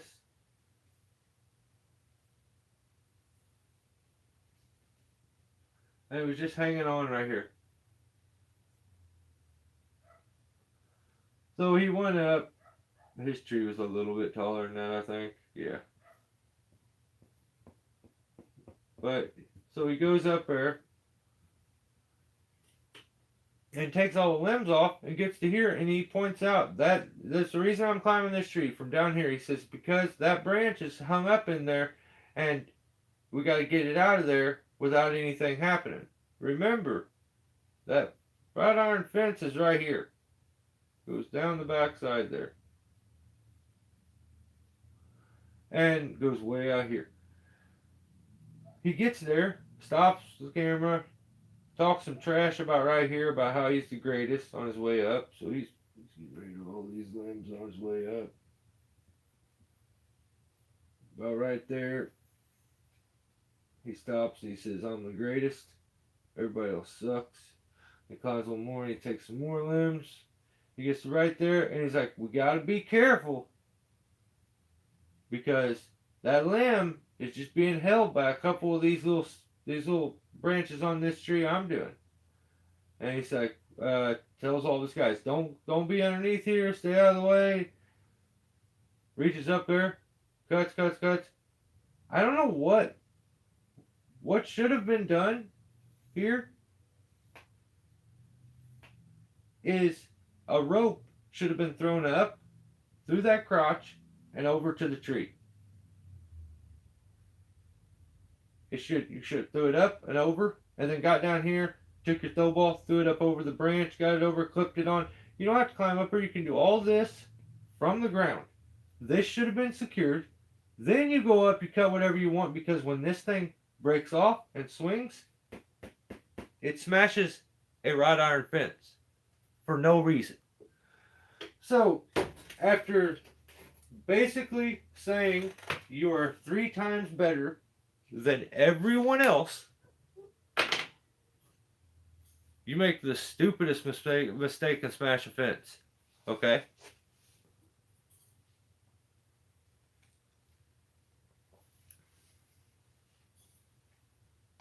Don't understand why you would make a mistake. It's a very simple, like, it's very obvious the branch was broken up that was laying in that. So when you take the connection point that it's being held by out, that branch is going somewhere. The fence is directly on the back side of it. It was very obvious what was going to happen. Should have took a throw ball, secured that branch. Decided not to. He cuts, it swings, it smashes the fence. He says, it's okay, it didn't do anything, did it? That is the instinct of every single climber. I've done that before. I'm in the top of the tree, and the first thing that I say, because if anybody's watching, I want to get ahead of it and be like, oh, that's totally fine, that's perfect. Like, I get why people do that. He instantly was like, it hits the fence, and he's like, oh, that's good, it didn't do nothing. It gets the fence, and he's like talking to his little thing. You can hear him on the camera. And he's like, it looks like it bent one of the prongs. Yeah, that's fine. You know, that's good. Well, I have to edit that out of there.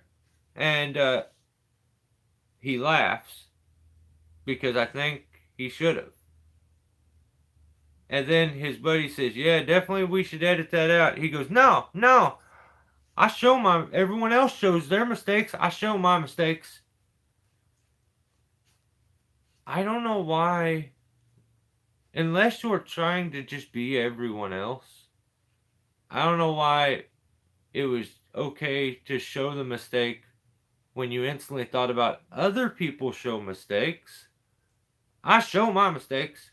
It was the weirdest thing. So, it's like he's trying to convince himself that I'm an honorable person. Like, I show my mistakes. You know, I wouldn't lie to my viewer at all. I'd never do that. That's gross. But that's just the way it came off to me. Maybe I'm wrong, but he says he's going to show his mistakes, and then gets down, says basically says the fence is fine. He's got a prong, he's got to bend back up, but that's it. And it went perfect. And he shows nothing of it. He doesn't get down and be like, okay, well, I should have known, and points out, you know, this is what happened and this and that. Maybe he will. Maybe the next part, that's what that video will be. And maybe I'm a complete douche for even saying anything about it right now. Maybe he's about to just show me that I'm an idiot. Wouldn't be the first time. Definitely won't be the last time, and I look like an idiot. So, I just thought it was a bit funny. Billy, what's up, my guy?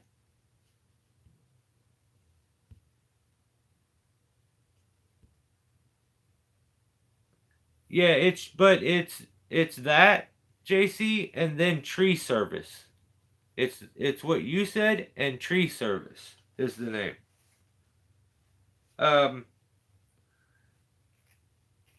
Okay, then he smashes the fence. He says he will hit the mistake. Doesn't, okay.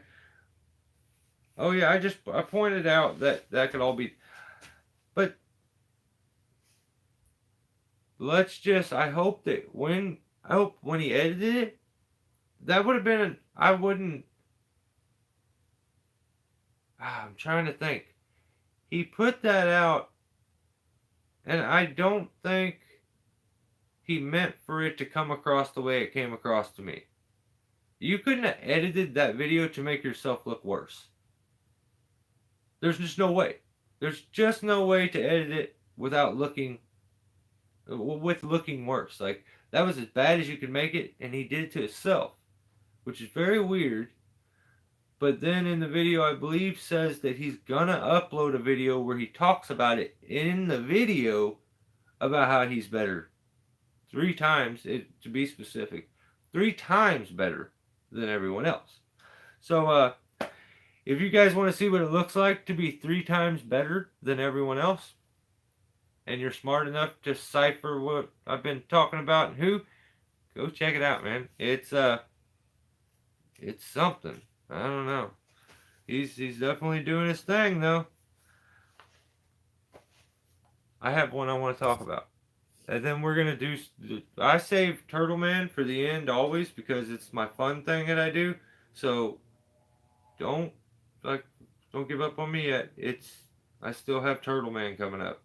So, but Ethan Caceres, I believe is how you pronounce his name. That's his YouTube channel. You guys maybe check Ethan out. He's only got 22 subs. So he could use some subscribers. Go give him a subscription. Maybe like a video or give it a thumbs down. Or you give the people that you watch their stuff, if you don't mind, give them your opinion. If you don't like it at the time, give them a thumbs down. It's there for a reason. Like, there's no way to get feedback. Sometimes typing out a comment is long. But I think it's simple enough to be able to, like, thumb up, thumb down, like, there you go. That's what I thought about your video. I don't got time. On to the next. If you don't finish it, maybe you don't do anything. But especially for those videos you finish, it just gives the creator a bit of feedback. I always appreciate it when people do it.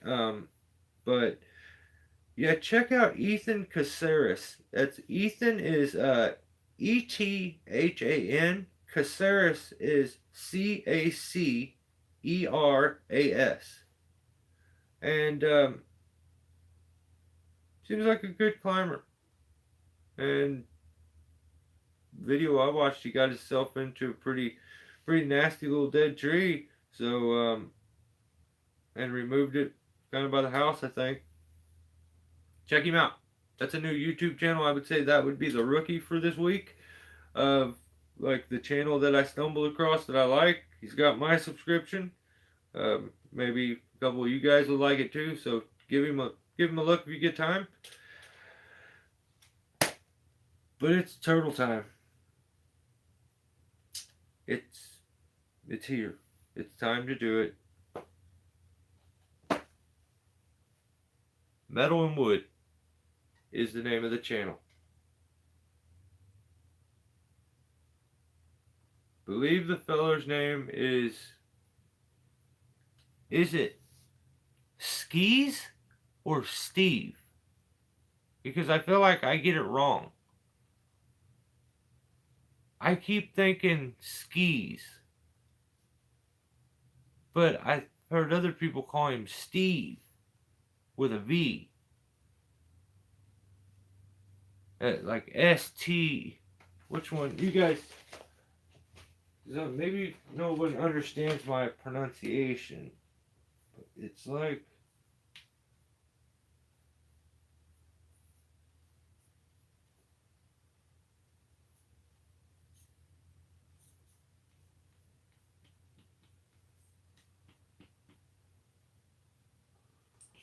is it this one?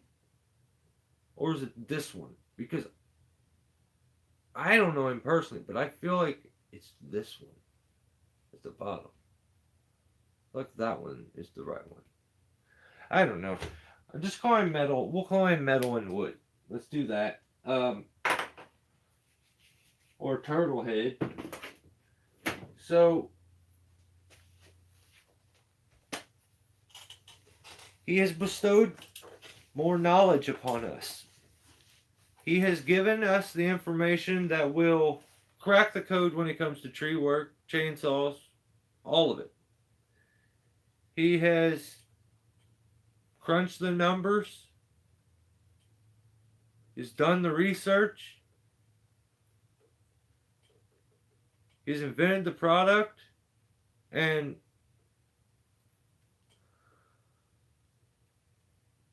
he has just let us know and let us in on the holy grail of chainsaw oil mix.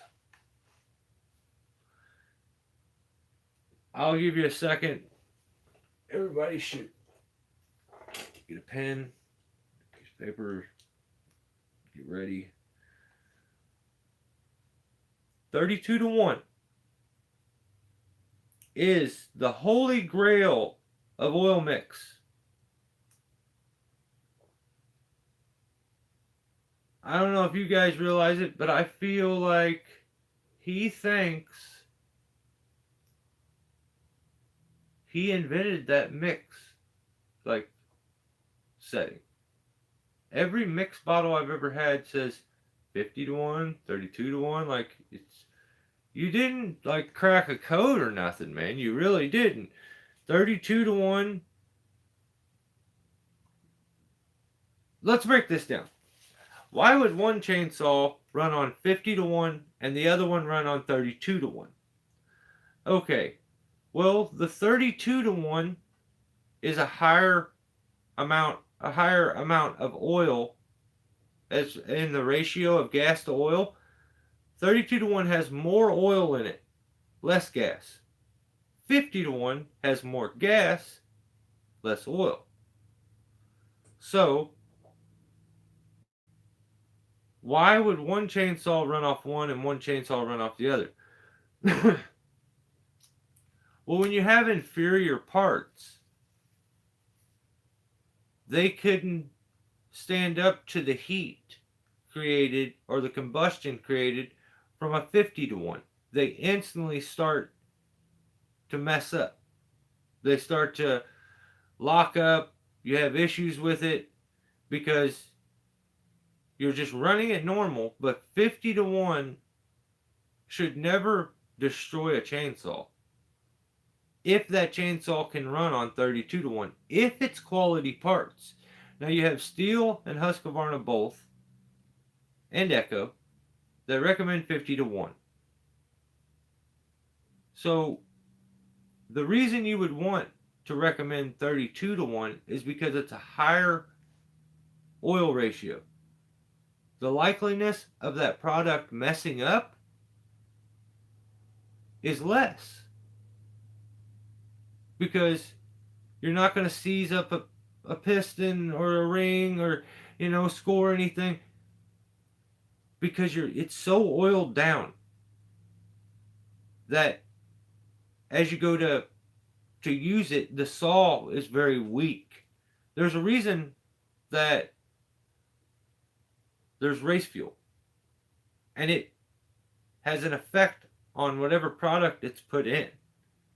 Now, I can promise you that race fuel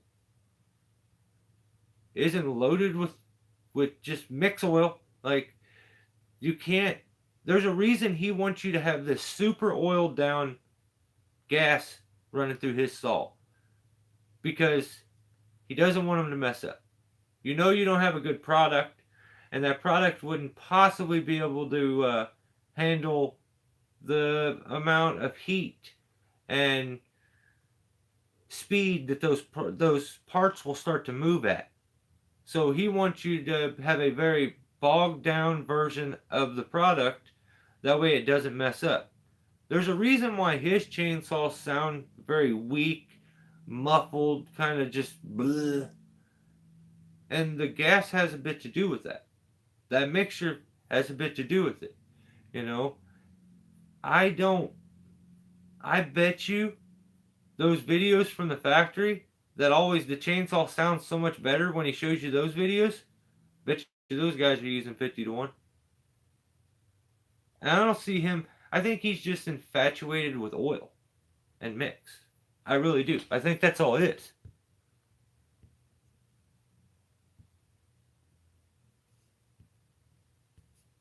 What up, Chris? Alex?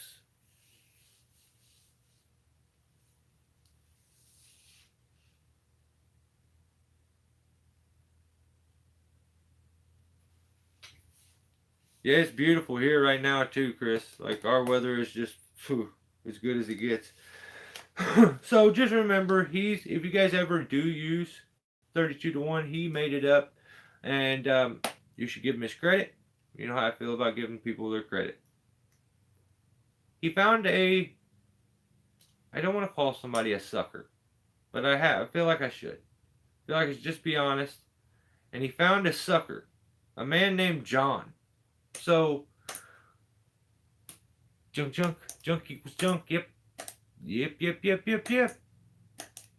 So he found a guy named John. John is the newest sucker. John bought himself a 5800. Now listen to this crock of crap. Are you German? Me? I'm American. But so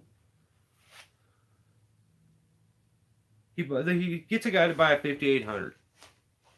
He says to the guy, "I designed these dogs that are on the chainsaw." It's a joke. Yeah, I kind of got that a little bit, but I didn't want to start laughing and be a jerk if you were being serious. So.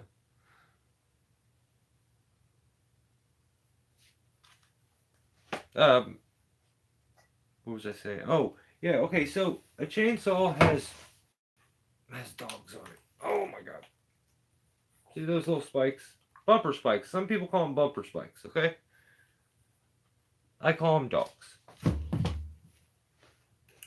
He is now telling people he designed these big bumper spikes that he's got that have a couple different. They're almost at 2 points. They go directionally separate, so that when you turn the saw, it is not his design. He ripped someone else's design off for. I mean, that's what they do over there. So you're telling me that you decided to go over there and design your own? That's not what they do over there. They do clone replicas. So stop telling people that you designed these dogs or these bumper spikes, because you didn't design nothing. I don't believe that for a second. I don't care what you say. You didn't design them. You took someone else's design and replicated it. Just like they're taking Husqvarna's design, Steel's design, Echo's design, and replicating them, and you are saying you created that. You're in charge of that factory. You are not in charge of that factory. They may sell you some chainsaws. That's about as far as that goes. You may get a good deal on them chainsaws, and I think we've established now that I proved that you can get one of these 5800 chainsaws. Who said this? It's a YouTube channel called Metal and Wood. I believe the feller's name is Skis.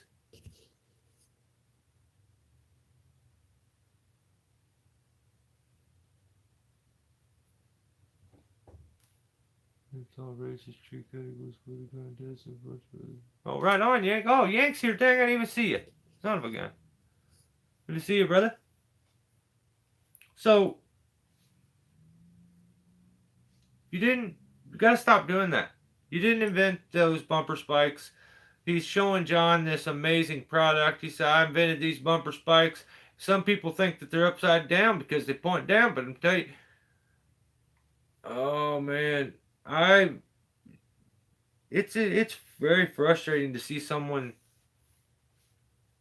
pretend to be a bigwig at something they know nothing about. That's the nature of a lot of people nowadays. There's people that have BS their way into government and know nothing, and they get into some of the most important jobs in the world. Some people are such BS artists, they get into that, and people fall for it. That's what he's doing here. It's pretty lame because I feel like this man John got ripped off really bad.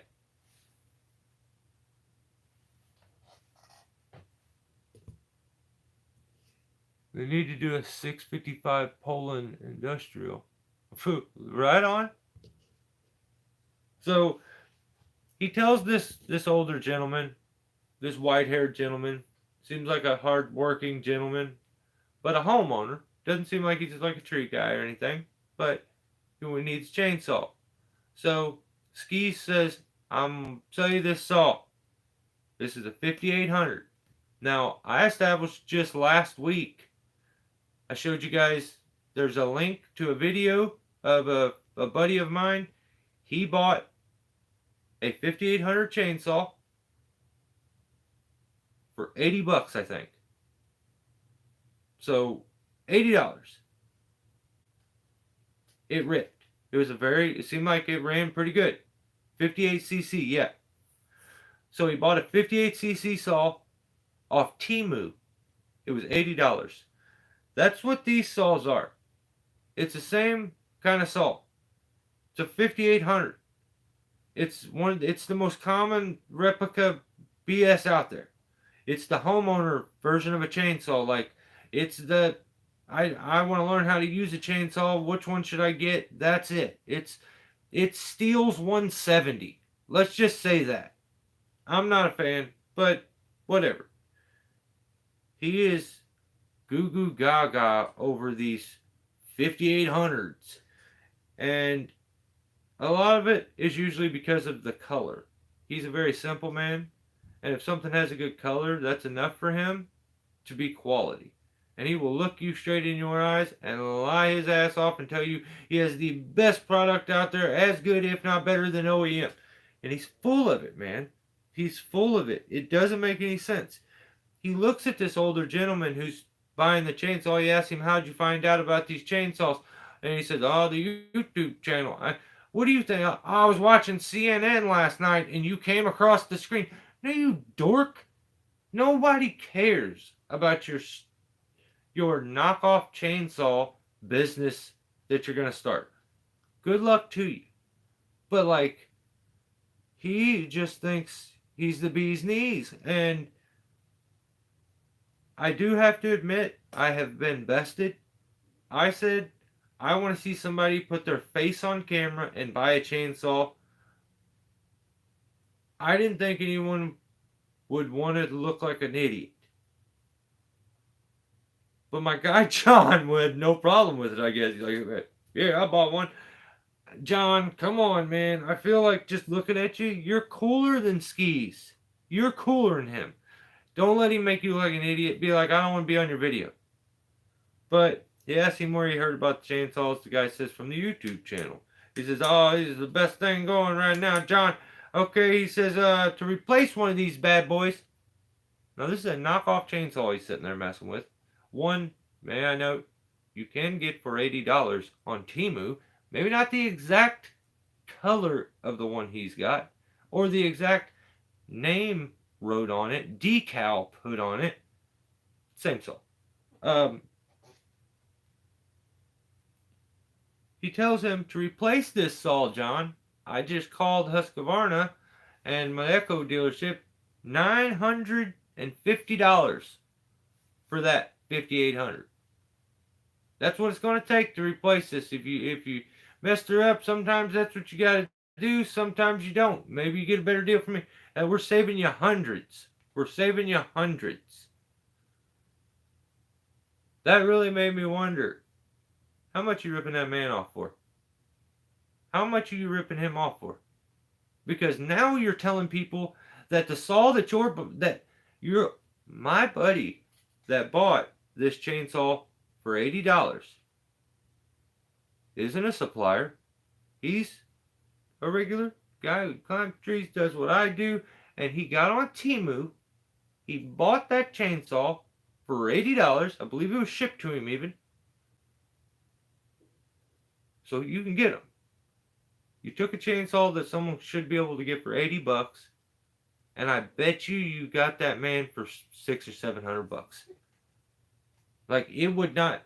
This is just my opinion. Everything I'm saying is alleged. But I'm telling you, I feel like he totally reamed that old man, and that old man got played. because I wish I could figure out how to get a hold of John, the sucker who decided to buy that chainsaw, and let him know, buddy, no. Like, just look on the internet for a little longer. You'll find out the homeboy is not. Man, he is so persistent. He's somehow fooled some people, man. I don't know. It bums me out to see him rip these people off. So he is now saying that a chainsaw, he's over, that's 12 times. Is it 12? 12 or 13 times what the saw cost is what he's saying it's worth. Which is crazy to me. That tells you he's just a it comes off as like a deep down just a scummy thief. But hey, maybe I'm wrong. I'm not always right. I'm just right a lot. So yeah, that bums me out though, Billy, to see this man. He seemed like a hard working gentleman that just got suckered. And ended up buying a chainsaw from this guy. And I hope it works out for him. I know that Skis made sure that he dumped a bunch more oil in his gas before he allowed him to leave. Um, and I hope the chainsaw serves the man well and he's happy. I hope it's a good saw. It just doesn't seem like a good saw. It doesn't sound like a good saw unless you take the bar and chain off of it and run that chainsaw with nothing restricting the motor from running freely and the clutch from spinning freely.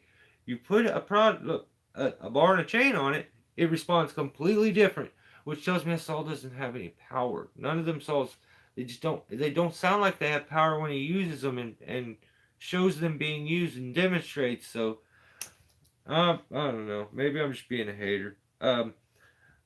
This is not. I said it last week. I don't want to see his underbelly anymore.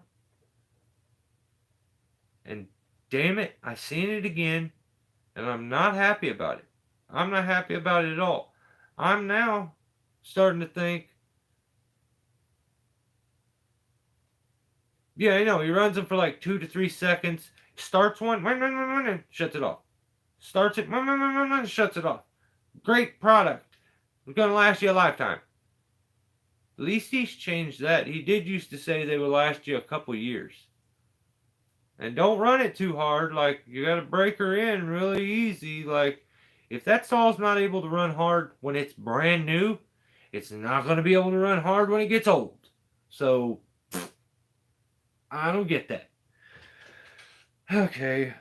But, yeah, damn it. I seen his belly again. I'm so sick of seeing his underbelly. He has to stop putting the camera between his legs. Because now at this point, I'm committed and I need to be able to like watch his videos. But I throw up my mouth every time. I'm now starting to think that he records videos from between his legs so that it shows his nostrils and his underbelly. Because I think it's been a long time since he's seen that underbelly. And I feel like the only way he's going to see that underbelly is in video. So now he makes sure that he shows the videos, or he does the videos from a view from between his legs, up his shirt, because his belly sticks out, and his shirt does a little like a little gazebo tent kind of hangover kind of thing to it, like a bell and like a sundress. And it shows this little fold. It's not little, I don't know what the hell I'm saying. He shows his fold, and I don't like it. I don't like it at all. Please stop. I'll keep watching. I'll subscribe. I'll like and dislike, but he's gotta stop that. It's so gross. Billy, yeah, he still starts a saw with his vagina. I don't get that either. I've never seen another man who puts a saw so tight between their thighs to start it, but if you gotta ride it to start it, do your thing, dude. Like, I don't know. Yeah, don't do that. Anybody else don't do that. That's his own style. please don't. If your wife looks out the window at you and she's like, he's out there running a chainsaw, he's got his shirt off, he's all sweaty, he's my man's looking good. I'm gonna bring him some tea, and then all of a sudden she makes your tea and she walks out the door. She does a sliding door. She walks out on the porch. She looks over, and your chainsaw had died, and you now have it between your legs, tight, and you're thrusting to try to start it. And you look like such a weirdo that she's gonna dump the tea and go back inside. You're not gonna get anything to drink. So you should stop that. Definitely should stop that. Yeah. Um, I don't like it. Um,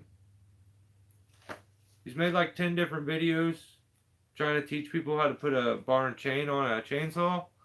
And he is still yet to put a bar and chain on a chainsaw. He has not finished any of those videos. They usually consist of him showing you and telling you what order you should put the bar chain on.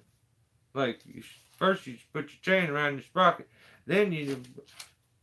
So he's made like 10 videos, and he's never actually put a chain on correctly in any of them videos. So that's getting to be kind of funny. I kind of like that. It's almost like a running gag. He's not gonna get it on. He doesn't know how to put a bar and chain on. So he should do a long video for that. That would probably serve him better. He should try that. Um, I think he's showing his underbelly so he can watch it back later. Is what I said. It's probably the first time he's seen it in 20 years. His clown saws are now running in reverse. You hear that shit? Those saws are so damn backwards. They're running backwards now. He put out a video and the damn chain is going the opposite. It's going backwards.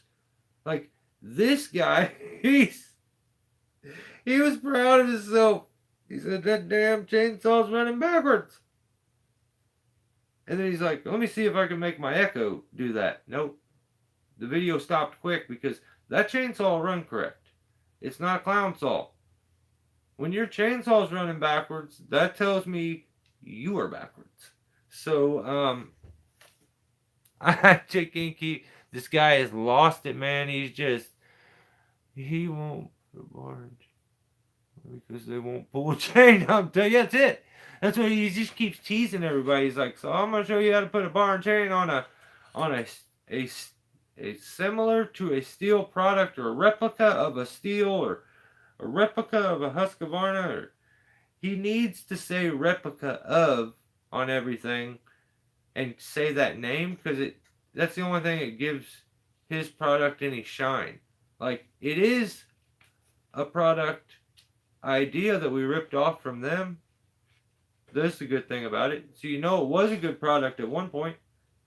I feel like that's what he's doing. When that damn chainsaw ran in reverse, I lost it. I'm like, this dude is, yeah, he's special. He's special, special, special. And that wasn't like a new chainsaw he just started up and it started to run back. That was a saw that you could tell was in his little saw lineup that he runs sometimes, and he has messed with it, and now the damn thing runs backwards. Like, you should stick to starting them for 2 seconds and shutting them off. You seem pretty good at that. You should stop sticking them between your legs. I don't like that. I don't like that. Stop it. Don't do it again. He's now looking for new suckers to buy his newest product, which seems to be a snowblower on a battery-powered drill. Get your money ready. He's gonna sell those, I think. I don't know, man. But, yeah. That's about all I got, guys. I've rambled. I've had fun, though. This was really fun. I had a couple good laughs. Not a guy that sits around laughing much, but these are always fun. If I said anything about you, don't take it personal. I don't mean anything by it. Just having some fun. I don't know. Some of the things I said you should take personal. Like I meant every bit of it. I was dead serious. So now you can pick whichever one of those you want to go by. So.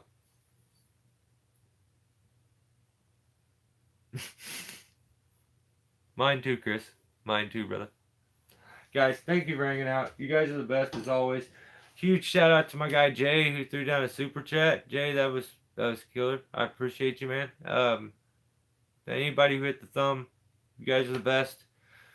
We'll do it again next week around this time, and I'll probably put a video out even though it's not worth it. I'll still keep doing it just for you guys. Stay safe. Enjoy the rest of your weekend. Have a real safe week next week, and if I can do anything for you, you know where the comments are. Let me know. See you guys.